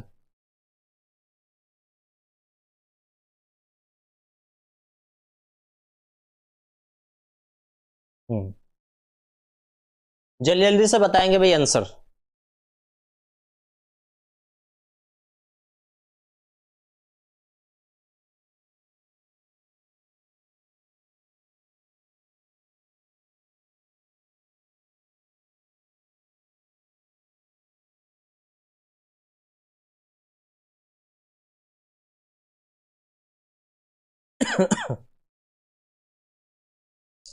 बताओ भाई, बनाओ जल्दी जल्दी से सभी। चलो ये मैं लिख देता हूं सर, बस इतना ही पूछते हैं इन क्वेश्चन में। हाँ जी बिल्कुल, इतना ही पूछते हैं, ये तो मैंने बहुत ज्यादा करवा दिया। इतना भी पूछते हैं वही बात है, ज्यादा ज्यादा ए पूछता है, ज्यादा ज्यादा इंडिविजुअल एफ पूछता है, दो ही चीज पूछता है। तीसरे वाली तो रिजल्टेंट प्रक्रिया बस 3 है, ठीक है। दिव्यांशु श्रीवास्तव जी बताओ, क्लियर हो गया? बस 3 ही चीज पूछेगा। 50 सेकंड में वो ऐसे क्वेश्चन लेकर आने वाला है, 50 सेकंड में एक क्वेश्चन का आपसे आंसर पूछ रहा, तो वो ऐसे क्वेश्चन लेकर आने वाला है। अगर आपको आता है तो आप कर दोगे, ना तो आपको ये बहुत डिफिकल्ट लगेंगे जो पहली बार करेंगे, है ना, क्योंकि 20 सेकंड तो फॉर्मूले को सेट करने में लग जाओगे। तो मैं डीवाईएस लिख दूं, इस क्वेश्चन को आप डीवाईएस कर लेना, डीवाईएस कर लेना, ठीक है। और एक क्वेश्चन पूछता हूं मैं नेक्स्ट। नेक्स्ट क्वेश्चन क्या है? नेक्स्ट क्वेश्चन मान लो 3 ये लिखे हुए हैं, 3 ऐसे हैं, 3 गुटके ऐसे हैं, ठीक है। According to figure,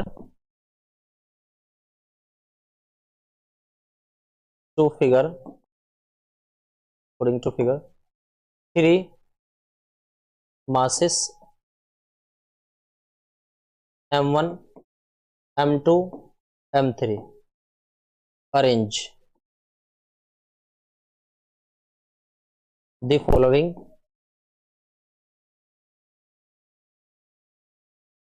pattern। तो कौन कौन सी चीजें, देन व्हाट, करेक्ट। पहला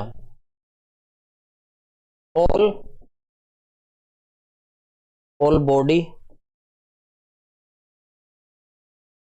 M1 M2 M3 are move with same acceleration। B part, all body reacted same force, ठीक है। तो आपको इसमें से बताना है कौन कौन सी दोनों में से बातें सही हैं, ठीक है। करेक्ट बताना है आपको, करेक्ट बताना है कि कौन कौन सा ऑप्शन सही हो सकता है। पहला ऑप्शन ओनली ए, दूसरा ऑप्शन ओनली बी, और तीसरा ए एंड बी बोथ, ठीक है। फोर्थ कैन नॉट बी से, कैन नॉट बी से। इसने कहा है कि हमारे पास 3 डायग्राम दिए हुए हैं M1 M2 M3, ठीक है, M1 M2 M3। तो और वे इस तरीके के पैटर्न में दिए हुए हैं।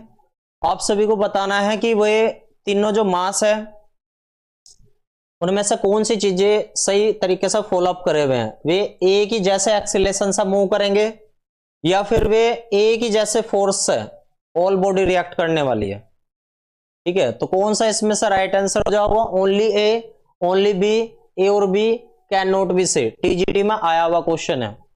और आप कहते हो ना कि नए क्वेश्चन नहीं बनते आपसे, नए क्वेश्चन बनाता कहां से है वो, ऐसी तो क्वेश्चन लेके आता है।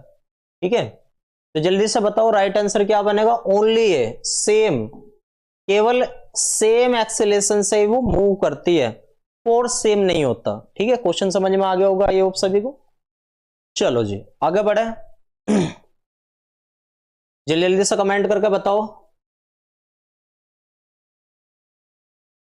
चलो अब पहले मैं आपको कुछ स्पेशल टाइप के क्वेश्चन करवाने वाला हूं, ध्यान से समझना। पहले स्पेशल टाइप के क्वेश्चन है, ये थे फ्री बॉडी डायग्राम के क्वेश्चन थे, जल्दी से बताओ सभी को एकदम क्लियर हो गया। अब स्पेशल टाइप के क्वेश्चन है, ये एक तरीके से रिलेट करते हैं लिफ्ट वाले क्वेश्चन से। यदि आपको अच्छे तरीके से लिफ्ट का कंसेप्ट पता है तो इन वाले क्वेश्चन को आपको कर दोगे, और आप देखते भी होगे हर बार एक क्वेश्चन आता है, हर बार एग्जाम में। किस नाम से आता है, मैं एक बार नाम भी लिख देता हूं, किस नाम से भी आता है, और मैं आपको ये गारंटी भी दे रहा हूं कि अगर कभी आओगे तो इन्हीं नाम में से आएगा। या तो वो आपसे कहेगा मंकी के बारे में, कहेगा मंकी के बारे में बना कर देगा क्वेश्चन, या आपसे फायरमैन के बारे में बना कर देगा क्वेश्चन, फायरमैन के बारे में, इन दोनों के बारे में देगा वो। ठीक है, मंकी वाला क्वेश्चन हर साल बनता है और फायरमैन वाला क्वेश्चन इस बार बन जाएगा। ठीक है, तो पहले हम मंकी वाला क्वेश्चन देख लेते हैं एक बार। स्पेशल टाइप नाम है इस क्वेश्चन का मंकी, मंकी टाइप क्वेश्चन। ठीक है, ध्यान देना भाई, मैं आपसे कह रहा हूं कि एक मान लो रस्सी है, एक रस्सी है, मैं पहले बना देता हूं। एक रस्सी इस तरीके से है, एक रस्सी है मेरे पास में। ठीक है, पहला क्वेश्चन समझ लेना सभी, उतारना बाद में। ठीक है, एक रस्सी है, एक बंदर बनाना है आपको, और इस रस्सी का जो तनाव बल है वो टी है, टेंशन फोर्स कितना है, टी है। और ये जो रस्सी सहन कर सकती है, ये रस्सी सहन कर सकती है, कितना फोर्स बियरिंग कर सकती है वो 600 न्यूटन का कर सकती है ओनली, ये सहन कर सकती है। ठीक है, कितने न्यूटन का फोर्स सहन कर सकती है रस्सी, 600 न्यूटन का। अगर 600 न्यूटन से ज्यादा हो गया ना भैया तो ये रस्सी टूट जाओगी।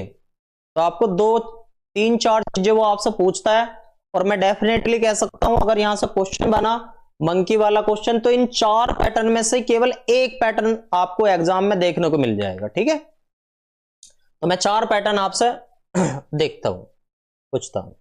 तो सबसे पहले मंकी है हमारे पास में, एक मान लो मंकी है, और कुछ इस तरीके से बना लेता हूं मैं, थोड़ा इतना अच्छा नहीं बनेगा भाई। ये एक मंकी है, वो ऐसे बैठा हुआ है। ठीक है, ये मंकी है, ऐसे पकड़े हुए है वो, ये मंकी है, कुल मिला के ये है। मेरी आर्ट इतनी अच्छी नहीं है ना, तो आर्ट ही लेता अगर आर्ट बढ़िया होती साइंस साइड नहीं पढ़ता फिर मैं। तो यहां से इसने इस रस्सी को पकड़े हुआ है, इस मंकी ने। ठीक है भैया, और इसकी 4 कंडीशन बनती है। कितनी कंडीशन बनती है, 4 कंडीशन बनती है। पहली कंडीशन, दूसरी कंडीशन, तीसरी कंडीशन और चौथी कंडीशन। ध्यान से समझना। पहली कंडीशन है पहली कंडीशन है कि जो मंकी है ना, ये मंकी जो है ये एक बार नीचे की तरफ ना आ रहा है या ऊपर की तरफ ना चढ़ रहा, ऊपर की तरफ ना चढ़ रहा है, ऊपर की तरफ ना चढ़ रहा, तब ए की वैल्यू आपको 6 मीटर पर सेकंड स्क्वायर लेके चलनी है। और एक बार मंकी नीचे की तरफ ना उतर रहा है तब ए की वैल्यू कितनी लेके चलनी है आपको, 4 मीटर पर सेकंड स्क्वायर लेके चलनी है। और इसके बाद तीसरी कंडीशन में है 5 मीटर पर सेकंड की एक समान वेग से, यानी कि यूनिफॉर्म वेलोसिटी से, यूनिफॉर्म वेलोसिटी से ऊपर की तरफ न चढ़ रहा है। और चौथी कंडीशन है फ्री फॉल की, रस्सी टूट जाती है, मतलब नीचे की तरफ ना वो गिर रहा है। ठीक है, सही किया सर आपने, आर्ट नहीं ली, वरना हम लोग क्या करते आज। चलो देखो भाई, अब ध्यान से समझो। दोबारा क्वेश्चन का नाम बता देता हूं, या तो आपको एग्जाम में मंकी देख बना के आवे या फायरमैन बना के आवे क्वेश्चन। ठीक है, दोबारा से समझो। इस नाम से मान लो कोई मंकी है और ये एक रस्सी है, ये एक रस्सी है, इस पे वो, ये जो रस्सी है केवल कितने, उसका रेलवे स्टेशन लास्ट ऑप्शन रहता। तो देखो भाई, ये जो रस्सी है ये सहन कर सकती है 600 न्यूटन का फोर्स। और आपको एक वो कंडीशन भी बतानी है जिसमें रस्सी टूट जाए। इन चारों में से ऐसी कौन सी कंडीशन होगी, ऐसी कौन सी कंडीशन होगी जिसमें रस्सी टूट जाएगी? ऐसी कौन सी कंडीशन इन चारों में से जो रस्सी टूट जाए? एनसीईआरटी का बहुत स्पेशल क्वेश्चन है वो, रस्सी टूट जाए, आपको इन चारों कंडीशन में से बताना है। ठीक है, दोबारा ध्यान से समझ लो, मैं बता देता हूं। एक रस्सी है, वो 600 न्यूटन का जो तनाव बल सहन कर सकती है, टेंशन फोर्स सहन कर सकती है। पहली कंडीशन वाले में ए की वैल्यू एक्सीलरेशन 6 मीटर पर सेकंड से बंदर ऊपर की तरफ ने चढ़ता है। दूसरी कंडीशन है 4 मीटर पर सेकंड की, उससे नीचे की तरफ ना उतरता है। तीसरी कंडीशन है कि 5 मीटर पर सेकंड की एक समान वेग से ऊपर की तरफ न चढ़ता है। ठीक है, और सबसे लास्ट वाली कंडीशन है बंदर गिर रहा है, बंदर गिर रहा है। तो अब इनके सबके आंसर बताने, तो मैं ए ऑप्शन का क्या आंसर रहने वाला है? पहली कंडीशन में तनाव बल बताना आप सभी का, आपको पहली कंडीशन में टी की वैल्यू बतानी है क्या रहने वाली है। दूसरी कंडीशन में टी की वैल्यू बतानी है क्या रहने वाली है। इसकी कंडीशन में टी की वैल्यू बतानी है क्या रहने वाली है, और इस कंडीशन में टी की वैल्यू बतानी है क्या रहने वाली है। क्वेश्चन समझ में आ गया? अगर क्वेश्चन समझ में आ गया हो तो यस लिख देंगे सभी। अब मैं देखो, मैंने चारों क्वेश्चन एक ही पैटर्न में करवा दिए। अब एग्जाम में एक कंसेप्ट बन के भी आ सके, दूसरा का भी आ सके, तीसरे का भी और चौथे का भी। ठीक है, जल्दी से बताओ आंसर तनाव बल कैसे निकाल लोगे। जैसा कल मैंने आपको सिखाए थे, अगर आपको लिफ्ट वाला कंसेप्ट याद है तो आप क्वेश्चनों को कर देंगे। भैया सभी एक बार यस लिख दो। ठीक है, जल्दी से बताओ भाई, सभी यस लिख दो एक बार अगर क्वेश्चन समझ में आ गया हो तो। फिर आपको ये भी बतानी है इन चारों का टेंशन फोर्स तो निकालना है, फिर इसके बाद बताना है कि कौन सी ऐसी कंडीशन है, कौन सी ऐसी कंडीशन है जिसमें रस्सी टूट जाएगी। ठीक है, फर्स्ट वाले में टूट सकती है। गुंजन भट्ट 960 न्यूटन। देखो भाई, पहली कंडीशन को सॉल्व करते हैं, पहली कंडीशन को सॉल्व करते हैं, सॉल्यूशन पहले वाले का। अच्छा एक बात बताओ, पहले वाले में वो ऊपर की तरफ नहीं जा रहा, ऊपर की तरफ नहीं जा रहा है, तो थोड़ा सा ध्यान देना भाई सभी मेरी बात पे। मैं कह रहा हूं ऊपर की तरफ इसका तनाव बल टी, ऊपर की तरफ तनाव बल, नीचे की तरफ इसका वेट mg। ठीक है, और आपको जी की वैल्यू अप्रोक्सीमेट कितनी लेके चलनी है? जी की वैल्यू आप 10 ले सकते हो, 10 मीटर पर सेकंड स्क्वायर ले सकते हो। ठीक है, ये लेके चल सकते हो। देखो अब ध्यान से समझो, पहली कंडीशन में जब वो बंदर कितने की ऊपर की तरफ ने जा रहा है, ऊपर की तरफ ने जब जा रहा है तो इसका मतलब टी की वैल्यू ज्यादा रहने वाली है, किसकी कम रहने वाली है? mg की। और ऊपर की तरफ ने एक्सीलेशन की बात कर रहा है, क्योंकि एक्सीलेशन उसने दे रखा है की वैल्यू 6, तो टी इधर जाने के बाद में कितना बन जाएगा? mg प्लस ma, और यहां से m बाहर ले लोगे तो g प्लस a बनेगा यहां से, और m g की वैल्यू 10 लेनी है प्लस, और a की वैल्यू कितनी लेकर चलोगे भैया? a की वैल्यू कितनी लेकर चलोगे यहां से? 6, तो कितनी आ गया? 10 और 6 16 मल्टीप्लाई m। अब m की बात यस से देखनी है कि m की वैल्यू कितनी होगी। ठीक है, m की वैल्यू देख लो, ये 40 किलो का बंदर है भैया, ये जो वेट है इसका, बंदर का जो वेट है, m की वैल्यू कितनी है? वो 40 किलो है, 40 किलो है। ठीक है, अच्छा रिफॉल में टूटेगी। देखो भाई, अब जैसे 16 और बंदर का वेट यहां पे लगाया, m की वैल्यू कितनी आई? ये आ गई 16 चौका 64, 640 न्यूटन, ये आ गई। ठीक है, पहली कंडीशन ये आ गई। दूसरी कंडीशन और देख लो, दूसरी कंडीशन है वो नीचे की तरफ ना आ रहा, नीचे की तरफ ना आ रहा होगा तो इसकी वैल्यू ज्यादा होगी mg की। कल बताया था mg माइनस के t इजकल टू ma। तो यहां से अगर आप अच्छे तरीके से इधर जाकर निकाल लोगे, t इजकल टू यहां से क्या आ जाओगा?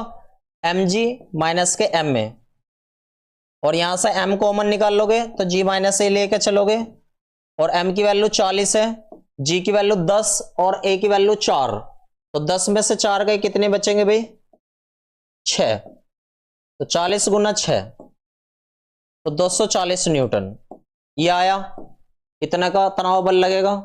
अब अगले वाले में तीसरे वाली कंडीशन को तो यहीं पे बता देता हूं।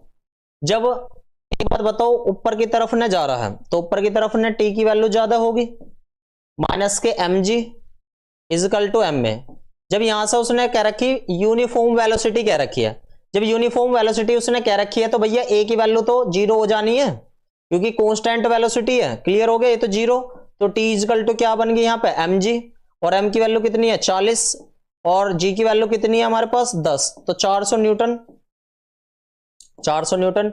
और फ्री फॉल की कंडीशन कब बनती है, नीचे की तरफ नहीं तो गिरता है वो, तो नीचे की तरफ ने गिरता है तो किसकी वैल्यू ज्यादा होती है, एम जी की वैल्यू ज्यादा होती है, किससे, टी से, और यहां पे क्या होता है एम ए, तो ये इधर आ गया, यानी कि टी इजकल टू क्या बनता है एम जी माइनस के एम ए। तो मैंने आपको बताया था फ्री फॉल की कंडीशन में, कंडीशन नीचे की तरफ ना अगर धब देनी गिर रहा है वो, तो ए की वैल्यू कैसी आओगी जी आओगी, तो एम यहां पर लेके और जी माइनस ए, तो ये क्या बनेगी 0 तनाव बल लगेगा। ठीक है, अब इन चारों में से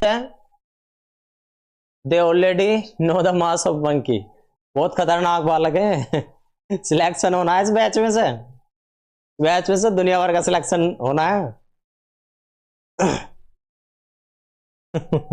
तो ऐसी कौन सी कंडीशन है जिस केस में रस्सी टूट जाओगी, रस्सी सहन कर सकती है 600 न्यूटन का, पहले वाली कंडीशन ही ऐसी है, क्योंकि यहां पहले वाली कंडीशन में 600 न्यूटन है, इसमें 240 न्यूटन है, इसमें 600 न्यूटन है, अगले वाले में देखो 400 न्यूटन है, अगले वाले में 0 न्यूटन है। तो पहली वाली ऐसी कंडीशन है, इसमें ही रस्सी ब्रेक हो सकती है, इसी में ही ब्रेक हो सकती है रस्सी। समझ में आ गई पहली कंडीशन में, समझ में आ गया सभी को? सर एक बार फिर से रिपीट कर दीजिए, पहले ये बताओ सभी को क्लियर हो गया ये, बाकी सभी को क्लियर हो गया? अंकिता यादव जी दोबारा से रिपीट कर दूंगा, पहले मतलब सभी से एक बार पूछ लो किस किस को।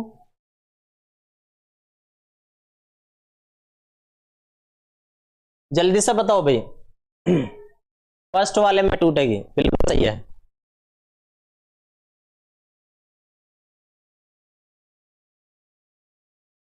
जल्दी से बताओ भाई, क्लियर हो गया सभी को? जल्दी बताओ भाई।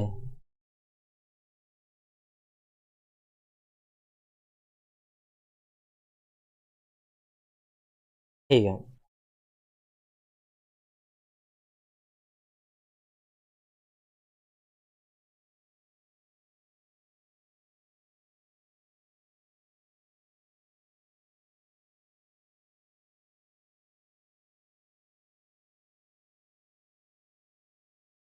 सर 3 नंबर फिर से 90% क्लियर।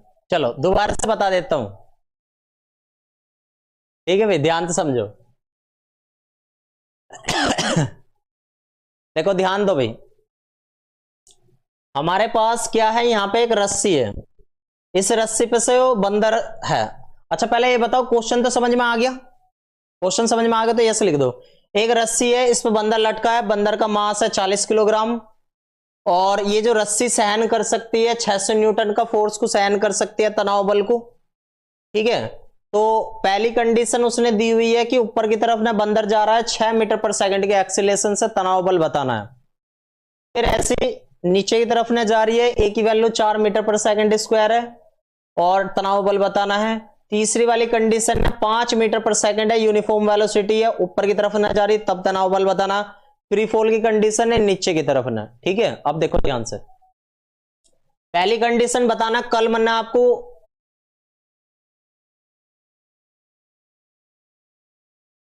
क्वेश्चन को आप अच्छे तरीके से कर लो। देखो जब ऊपर की तरफ ने, जब यो क्या कर रहा है, यो ऊपर की तरफ ने जा रहा है, तो तनाव बल ऊपर की तरफ ने, वेट नीचे की तरफ ने। अब जब ऊपर की तरफ ने जा रहा है तो टी की वैल्यू ज्यादा होगी, T minus M G, T minus M G equal to M A, ये तो लेकर चलना, यानी कि फोर्स को फोर्स के इक्वल लेकर चलना। ये इधर चला गया, हमने ऐसा थोड़ा कैलकुलेशन बनाई, जी की वैल्यू वो 10 देता है, अप्रोक्सीमेट, और ए की वैल्यू उसने हमें 6 दे रखी थी। तो हमने देखा यहां एम की वैल्यू रखने के बाद 640 न्यूटन आया। रस्सी रस्सी जो है सहन कर सकती थी 600 न्यूटन का, पड़ गया वजन कितने का, 640 का, तो पक्का टूटनी है। तो पहला केस तो समझ में आ गया, यानी कि पहले केस में रस्सी टूट जाओगे। अब आपके माइंड में ये क्वेश्चन नहीं आया कि अगर पहले में रस्सी टूट गई तो फिर आगे के केस क्या दिक्कत है? ऐसा नहीं है, ये मतलब कंडीशन है कि अगर ऐसा हो गया तो तब क्या होगा, है ना। तो दूसरे वाले में क्या है कि एक्सेलेरेशन से नीचे की तरफ ना आ रही है, ठीक है। अब जब नीचे की तरफ ना आ रहा है तो इसका मतलब mg की वैल्यू कैसी रहने वाली, ज्यादा, t की वैल्यू कैसे रहने वाली, कम। mg में से t घटा दिया और m में ले दिया, क्योंकि एक्सेलेरेशन है, एक्सेलेरेशन की वैल्यू हमने यहां पे लगा दी 240 न्यूटन। मेन बात आती है तीसरे वाले नंबर पे, ठीक है, ठीक है।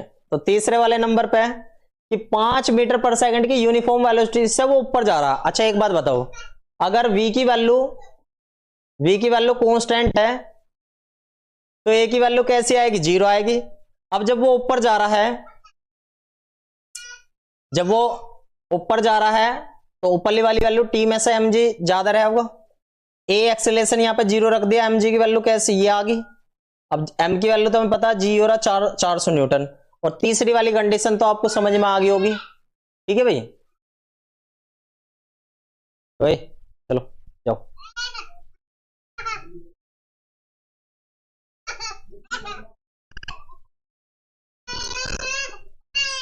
क्या करेगा? जल्दी से पकड़ लिया, क्लास चल रही है, जैसे टूट जाएगी तो चोट लग जाएगी, ठीक है भाई। तो क्लियर हो गया सभी को कंसेप्ट?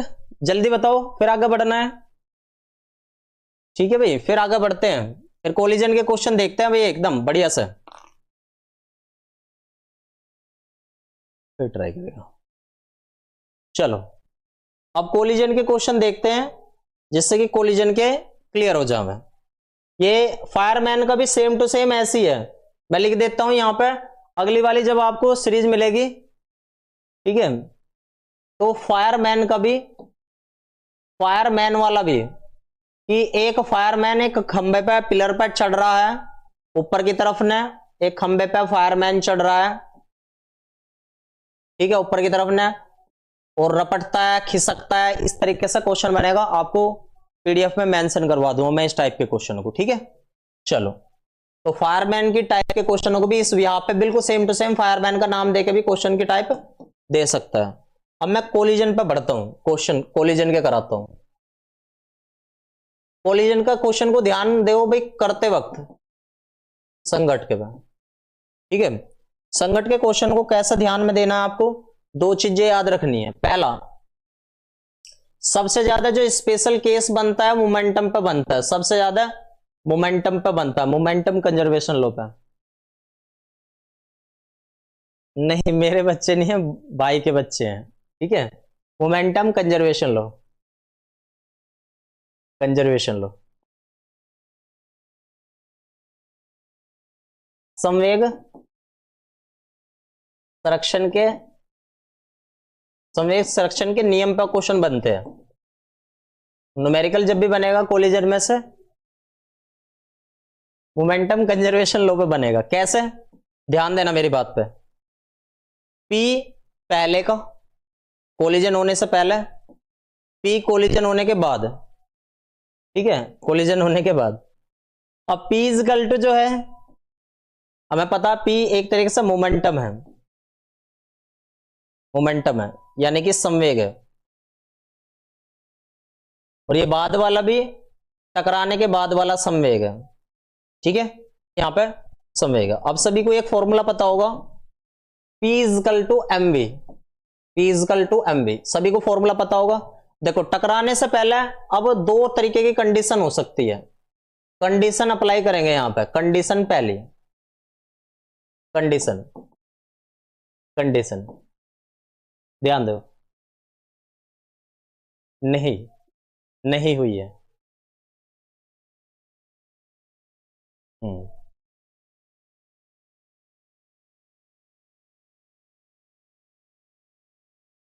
तो कंडीशन देखो भाई, अगर मैं आपसे कहूं कंडीशन है कि ए की बॉडी है, मान लो ज्यादातर ए की ये टकर एक ये वाली है M1, एक दूसरे वाला है M2, ठीक है। टकराने से पहले इसकी वेलोसिटी U1 थी, टकराने से पहले इसकी वेलोसिटी U थी। जैसे ही आपस में टकराए, टकराने के बाद तो दूसरे वाला जो मास है ये हमारा M1, इसकी वेलोसिटी जो हो जानी है वो V1 हो जानी है। इसके बाद इसकी वेलोसिटी, मास दूसरा है M2, इसकी वेलोसिटी कितनी हो जानी है? V2 हो जानी है। क्लियर हो गया?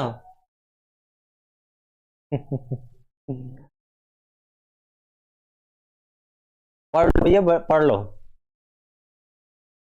ठीक है। ये दोनों बात समझ में आई, यानी कि अब इन दोनों से लीनियर मोमेंटम कंजर्वेशन लॉ कैसा अप्लाई करना है। देखो टकराने से पहले मोमेंटम इसका कितना होगा? टकराने से पहले इस वाली बॉडी का M1 U1। अगर दोनों बॉडी एक साथ टकराई है, अब जब दोनों बॉडी एक साथ टकराई है, अगर सेम डायरेक्शन में है, मैं यहां पे लिख देता हूं, अगर सेम डायरेक्शन में टकराई है, सेम डायरेक्शन में बॉडी यदि सेम डायरेक्शन में टकराई है, ये भी इधर की तरफ ने चल ली है और ये भी इस डायरेक्शन में चल ली है, ठीक है। सेम डायरेक्शन में टकराई तो बीच में आता है plus M2 U2 is equal to टकराने के बाद M1 V1 plus M2 V2। तो ये वाला फॉर्मूला आपको याद रखना भैया बहुत अच्छे तरीके से, कि अगर टकराने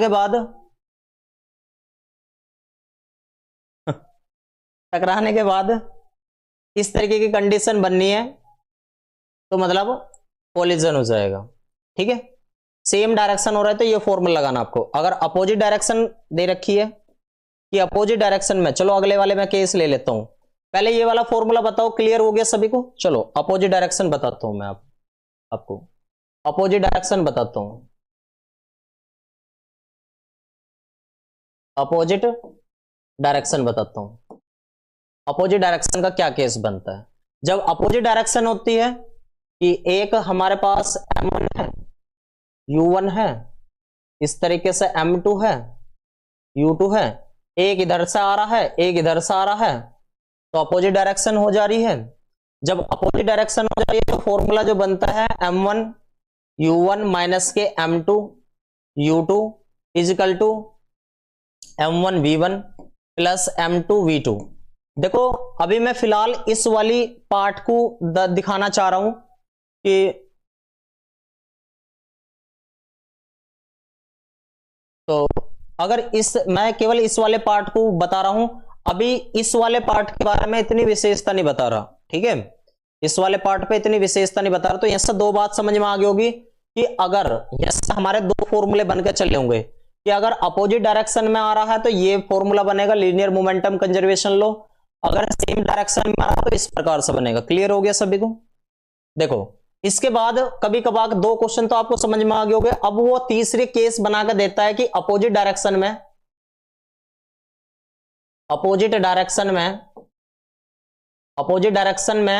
कोलिजन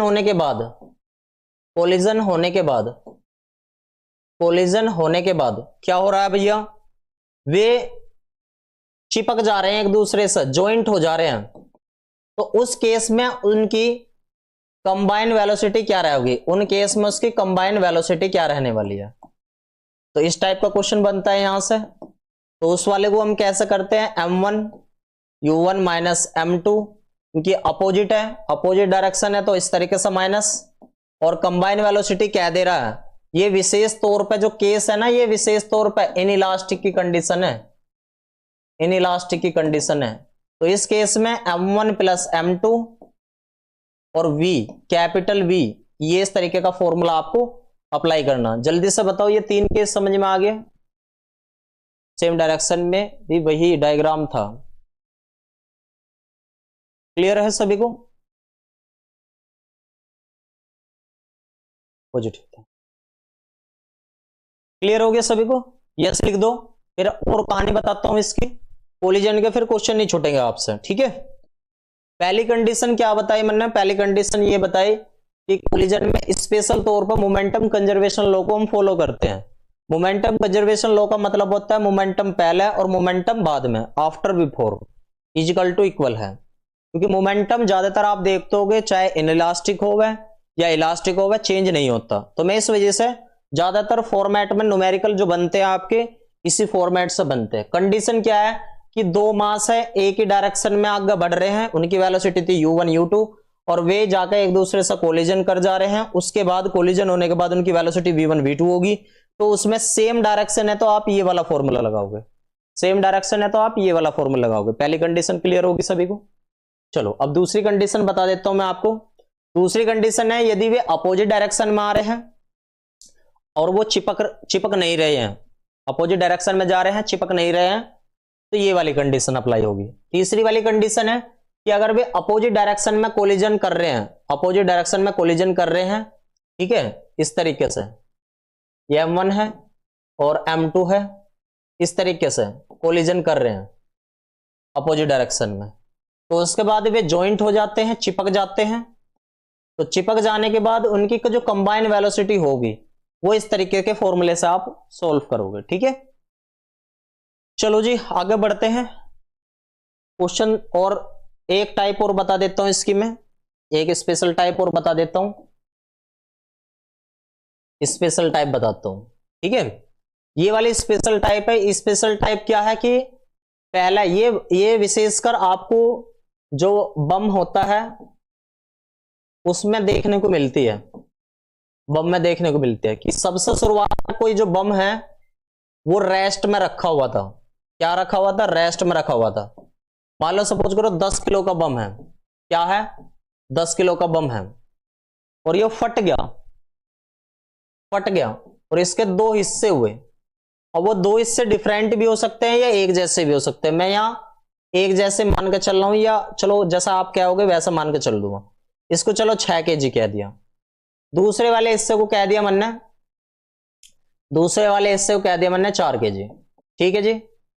इस वाले की वेलोसिटी दे रखी है, इस वाले की वेलोसिटी दे रखी है 2, मान लो 2 मीटर पर सेकंड। तो एग्जाम में पूछता है आपसे, एग्जाम में कहता है कि ये जो सेकंड वाला है जो टूटा है, इसे मैंने m1 कह दिया और इसे क्या कह दिया m2 कह दिया। तो ये वाला जो टूटा है इसकी काइनेटिक एनर्जी कितनी होगी, ज्यादातर वो इस तरीके के फॉर्मेट बना के देता है। तो काइनेटिक एनर्जी कैसे कितनी होगी, तो काइनेटिक एनर्जी का आपको फॉर्मूला पता होगा, हाफ mv स्क्वायर। लेकिन वो दूसरे नंबर वाले की पूछ रहा है तो यहाँ m2 लेकर चलेंगे और यहाँ पे क्या लेकर चलेंगे v2। तो इसका मतलब है पहले यहाँ किसकी जरूरत पड़ेगी, हमें v2 की जरूरत पड़ेगी। हमारा m1 दे रखा, v1 दे रखा, m2 दे रखा, v2 पूछ रहा। तो ध्यान देना इसमें फॉर्मूला कैसे लगाते हैं। हाँ जी, इसमें फॉर्मूला कैसे लगाते हैं। हाँ जी, अब ध्यान दो भाई, इसमें फॉर्मूला कैसे लगाते हैं। तो अगर मैं आपसे कह रहा हूं कि इसमें फॉर्मूला कैसे लगाऊंगे, मान लो कोलिजन ये पहला रेस्ट में था। जब कोई चीज रेस्ट में होती है, हाँ दे क्षति नहीं होगी, नहीं यहां पे ऐसे मान के चल रहे क्षति नहीं होगी, ठीक है। देखो यहां पे मान लो जब अगर ये रेस्ट में है, ये वाला जो सीधी सी बात है, शुरुआत में कोई बम जो होता है वो रेस्ट में ही तो होता है। तो दूसरी साइड में आप क्या लेकर चलते हो, माइनस लेकर चलते हो, माइनस लेकर चलोगे, यानी कि कोलिजन होने से पहले, कोलिजन होने से पहले वो जो मास था, यानी कि जो P जो है वो पहले का और P जो है वो बाद वाले का। ध्यान देना भाई, पहला मोमेंटम कितना था, रेस्ट में था, तो मैं इसे कहता हूं m1 u1, ठीक है, कोई दिक्कत। जब वो रेस्ट में था तो सीधी सी बात है, जब वो रेस्ट में था u1 की वैल्यू यहां पे कैसी होगी, पूरी की पूरी 0 होगी। यानी कि एक तरीके से u ही मान लो, जब एक ही चीज है तो u 0 हो गया। अब कोलिजन होने के बाद वो दो हिस्सों में टूटा, तो यहां से क्या बना, m1 v1 plus m2 v2। तो यहां से आप इस फॉर्मूले से क्या निकाल लेते हो, यहां से v2 की वैल्यू निकाल लेते हो। इस v2 की वैल्यू निकाल के कौन से फॉर्मूले में रख देनी होती है, इस वाले फॉर्मूले में। ज्यादातर आप देखोगे मैग्नीट्यूड यहां पे हमेशा, अगर v की वैल्यू यहां पे कैसी आ गई है, नेगेटिव भी आ गई है, तो वो मैग्नीट्यूड टर्म्स में ले लेनी होती है। पहली बात तो ज्यादातर आपको मैं बता दूं ज्यादातर मैं बता दूं नेगेटिव आ भी गया तो आपका यहां पे V2 की वैल्यू प्लस होकर कहानी बन जाएगी। जल्दी से बताओ, क्लियर हो गया ये वाला कंसेप्ट भी? क्लियर हो गया ये कंसेप्ट भी? फिर आगे बढ़ता हूं, सभी यस लिख दो, ठीक है, सभी एक बार यस लिख देंगे।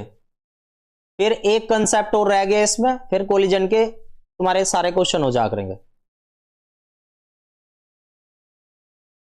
जल्दी जल्दी बताओ भाई।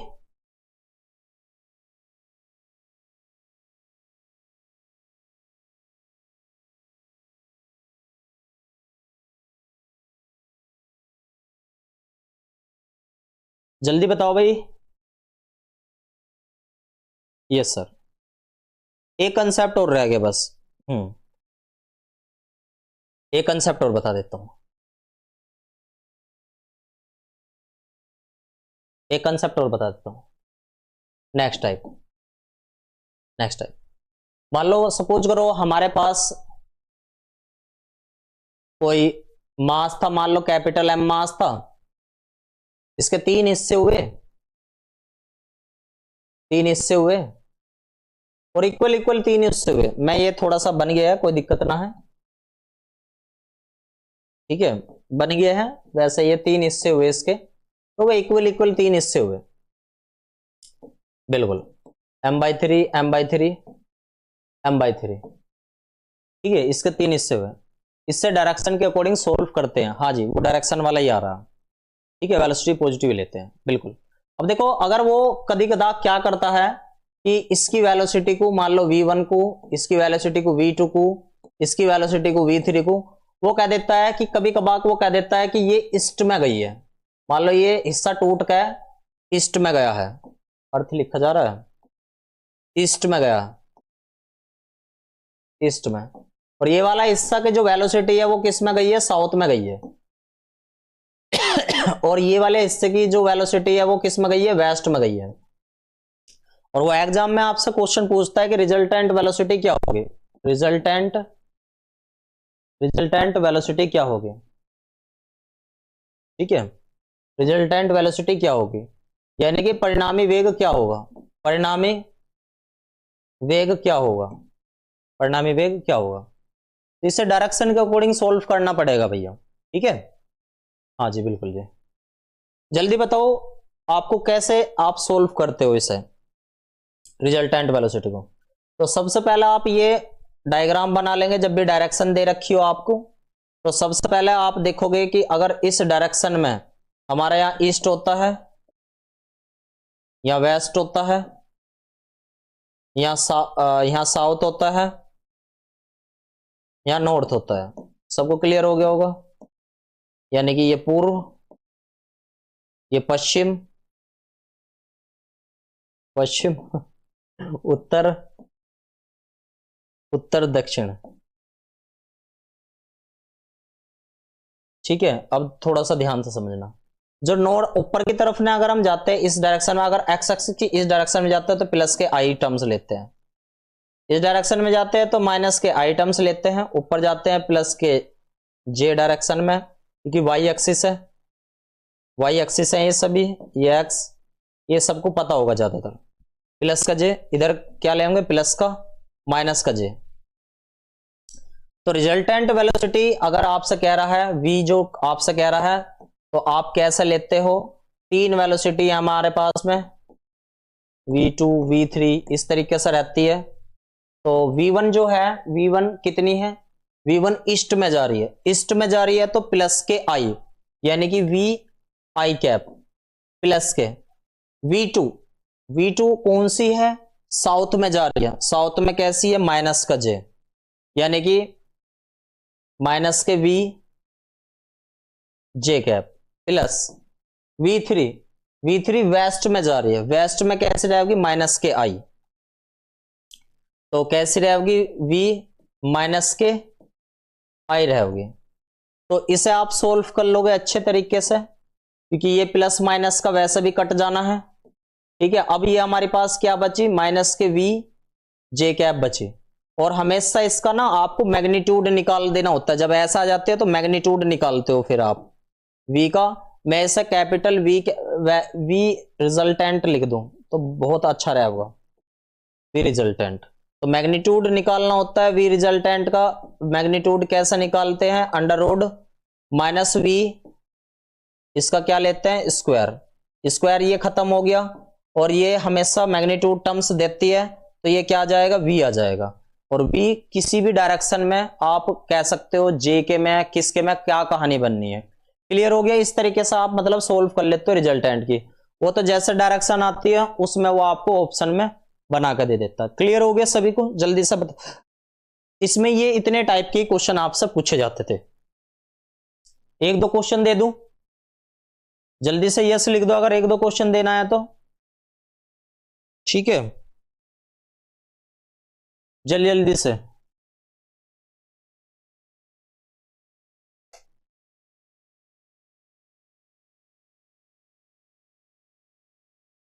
क्लियर हो गया सभी को, ये इतने टाइप के आपके कोलिजन के क्वेश्चन बनते हैं। एक आध एक क्वेश्चन मैं अब आपको देता हूं, आपको बताने हैं कि क्वेश्चन कैसा कैसा आप करोगे, ठीक है। कुछ क्वेश्चन दे देता हूं मैं आपको, आपके कमेंट नहीं आ रहे, ठीक है कमेंट नहीं आ रहे आप सभी के। कुछ क्वेश्चन दे देता हूं, है ना, उन क्वेश्चन से आपको आइडिया लग जाएगा। बाकी सभी क्या कर रहे हैं अभी, कमेंट नहीं आ रहे उनके, ठीक है। क्वेश्चन देख लो एक बार, वैसे तो क्वेश्चन का फॉर्मेट आपको सारे मिल जाएंगे। एक चीज रेस्ट में है, कैसी है, रेस्ट में है, और तीन समान द्रव्यमान के टुकड़ों में वो विभाजित हो जाती है, बिल्कुल ये बिल्कुल सेम सेम मास में वो डिवाइड हो जाती है। मान लो सेम मास में वो डिवाइडेड हो जाती है, सेम मास में वो डिवाइड हो जाती है, सेम तीन हिस्से सेम होंगे उसके, तो कितने बन जाएंगे m/3 m/3 m/3। इसके बाद कह रहा है वो इनमें से एक टुकड़ा पूर्व में जाता है, एक टुकड़ा किस में जाता है, ईस्ट में जाता है, यानी कि पूर्व में, ठीक है। और कितने मीटर पर सेकंड की स्पीड से जाता है, इसकी जो वेलोसिटी दे रखी है वो कितनी 24 मीटर पर सेकंड। दूसरे वाला किस में जाता है, नॉर्थ में जाता है, उत्तर में जाता है, इसकी दे रखी है 18 मीटर पर सेकंड। तो तीसरे वाले टुकड़े की चाल बतानी है, v की वैल्यू आपको बतानी है, ठीक है भैया। ऑप्शन है हमारे 6 मीटर पर सेकंड, बी ऑप्शन है 21 मीटर पर सेकंड, और सी ऑप्शन है 30 मीटर पर सेकंड, और डी ऑप्शन है 42 मीटर पर सेकंड। आंसर बताऊंगा भाई सभी, जल्दी जल्दी से। यस, दो क्वेश्चन। अच्छा रिपीट करना था, कौन सा रिपीट करना था, अंकेश यादव जी बताओ भाई, तीसरे वाले की क्या वेलोसिटी हमारी रहने वाली है।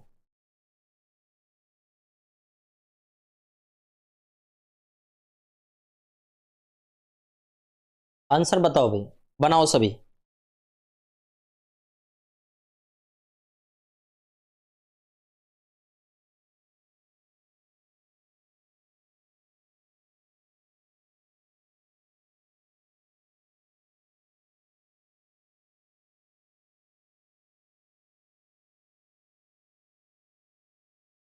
बताओ भाई जल्दी जल्दी बनाओ भाई।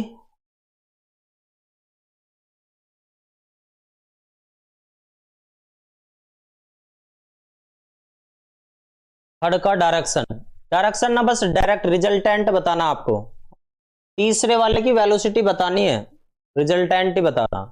तो प्लस ही आओगे, डायरेक्शन से तो कोई मतलब है ही ना, वेलोसिटी,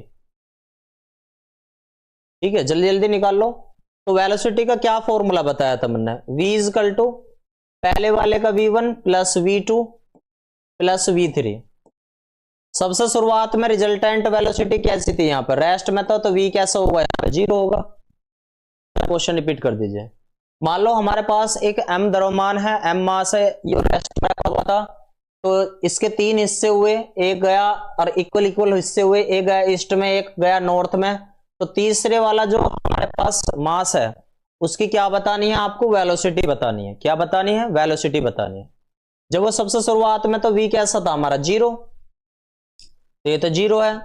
v1 की वैल्यू किस में गया, ईस्ट में गया। ईस्ट में अगर आप अच्छे तरीके से देखोगे इस डायरेक्शन में चलता है, तो ये क्या होगा 24 आई कैप, वो भी प्लस का, तो यानी कि 24 आई कैप प्लस v2। v2 कैसा गया, नॉर्थ में, ऊपर की तरफ ना गया। नॉर्थ में ऊपर की तरफ ना जाता है तो वैल्यू कितनी होती है, 18 प्लस के रहोगे जे कैप, तो प्लस 18 जे कैप, ये तो रहोगे। फिर किसकी वैल्यू पूछ रहा, v3 की पूछ रहा है। तो जब यहां से v3 निकाल लोगे तो ये सब माइनस की टर्म्स बनेगी, -24 आई कैप -18 जे कैप। तो v3 का रिजल्टेंट ही तो निकालना होता है हमें।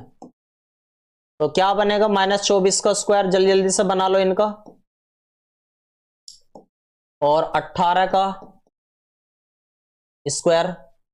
तो जल्दी से बताओ क्या बनेगा अंडर रूट इसका, ठीक है, क्या बनेगा, 42। किस किस का आ रहा है 42?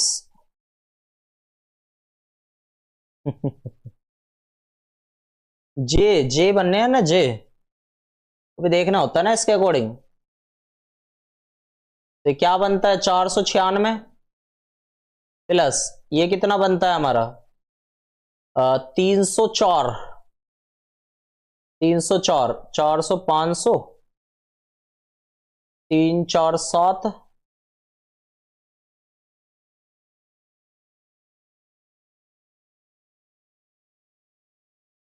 टोटल ओवरऑल ही देख लो इसका क्या बनता है भाई, निकाल के देख लो एक बार कितना कितना बनेगा। ठीक है, सॉरी गलत हो गया, मैंने बेस्ट देख लिया था, कोई दिक्कत नहीं, जल्दी जल्दी बना के देखो भाई, भरो भाई। हाँ अंडर रूट 900, हाँ 900 को तो फिर 30 हो जाएगा, 30 मीटर पर सेकंड। कौन सा ऑप्शन दिखाई दे रहा होगा, चेक कर लेना, 30 मीटर पर सेकंड, क्लियर है। 576 सही है, सही है, सही 576 सही कह रहे हो, 576, 576 इसका निकाल लेना जितना भी है। ठीक है भाई, क्लियर है सभी को, कर लोगे। एक क्वेश्चन और देख लेते हैं, एक क्वेश्चन और देख लेते हैं। नेक्स्ट क्वेश्चन है, एक दो मास है हमारे पास में, दो मास है, इनकी वेलोसिटी दे रखी है, इसकी v दे रखी है और इसकी भी v दे रखी है, और m है दोनों के मास, अपोजिट डायरेक्शन में आए और एक दूसरे से ये चिपक गए। ठीक है भाई, एक दूसरे से चिपक गए, जॉइंट हो गए, जॉइंट हो गए, चिपक गए। तो इस केस में आपको v कंबाइन बताना है, v कंबाइन, जल्दी आंसर बताएंगे। डायरेक्शन नहीं, डायरेक्शन की जरूरत ना है, डायरेक्शन जब पूछता तो तब उसका ऑप्शन बना के देख लेते हैं ना, ऑप्शन में दे देता आपको। ठीक है सर, बिल्कुल, जल्दी बताओ भाई इसका क्या आंसर बनेगा। क्या बताया था मैंने, जब अपोजिट डायरेक्शन में आते हैं तो m1 u1, अपोजिट में आते हैं तो -m2 u2 is equal to m1 plus m2 और v कंबाइन बताया था ना। तो अब m तो m है, u1 सबसे शुरुआत में टकराने से पहले, और टकराने, और ये पूरा टर्म्स कैसी बननी है 0, v कंबाइन, तो v कंबाइन की वैल्यू, ये तो पूरा कट रहा होगा, v कंबाइन की वैल्यू जब चिपक गए यानी कि वे बिल्कुल रेस्ट में आ गए होंगे, क्या बनेगा साउथ वेस्ट होगी डायरेक्शन, तो बात की बात है। तो ऑप्शन को देख के डायरेक्शन निकल जाए वैसों में, ठीक है, जल्दी बताओ भाई।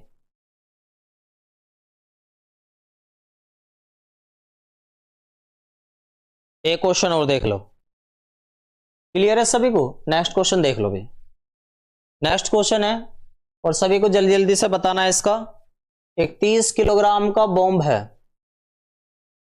30 किलोग्राम का, और दो टुकड़े होते हैं उसका, एक टुकड़ा ये हो गया, ये 18 किलोग्राम का है, दूसरा टुकड़ा कितने का है 12 किलोग्राम का है।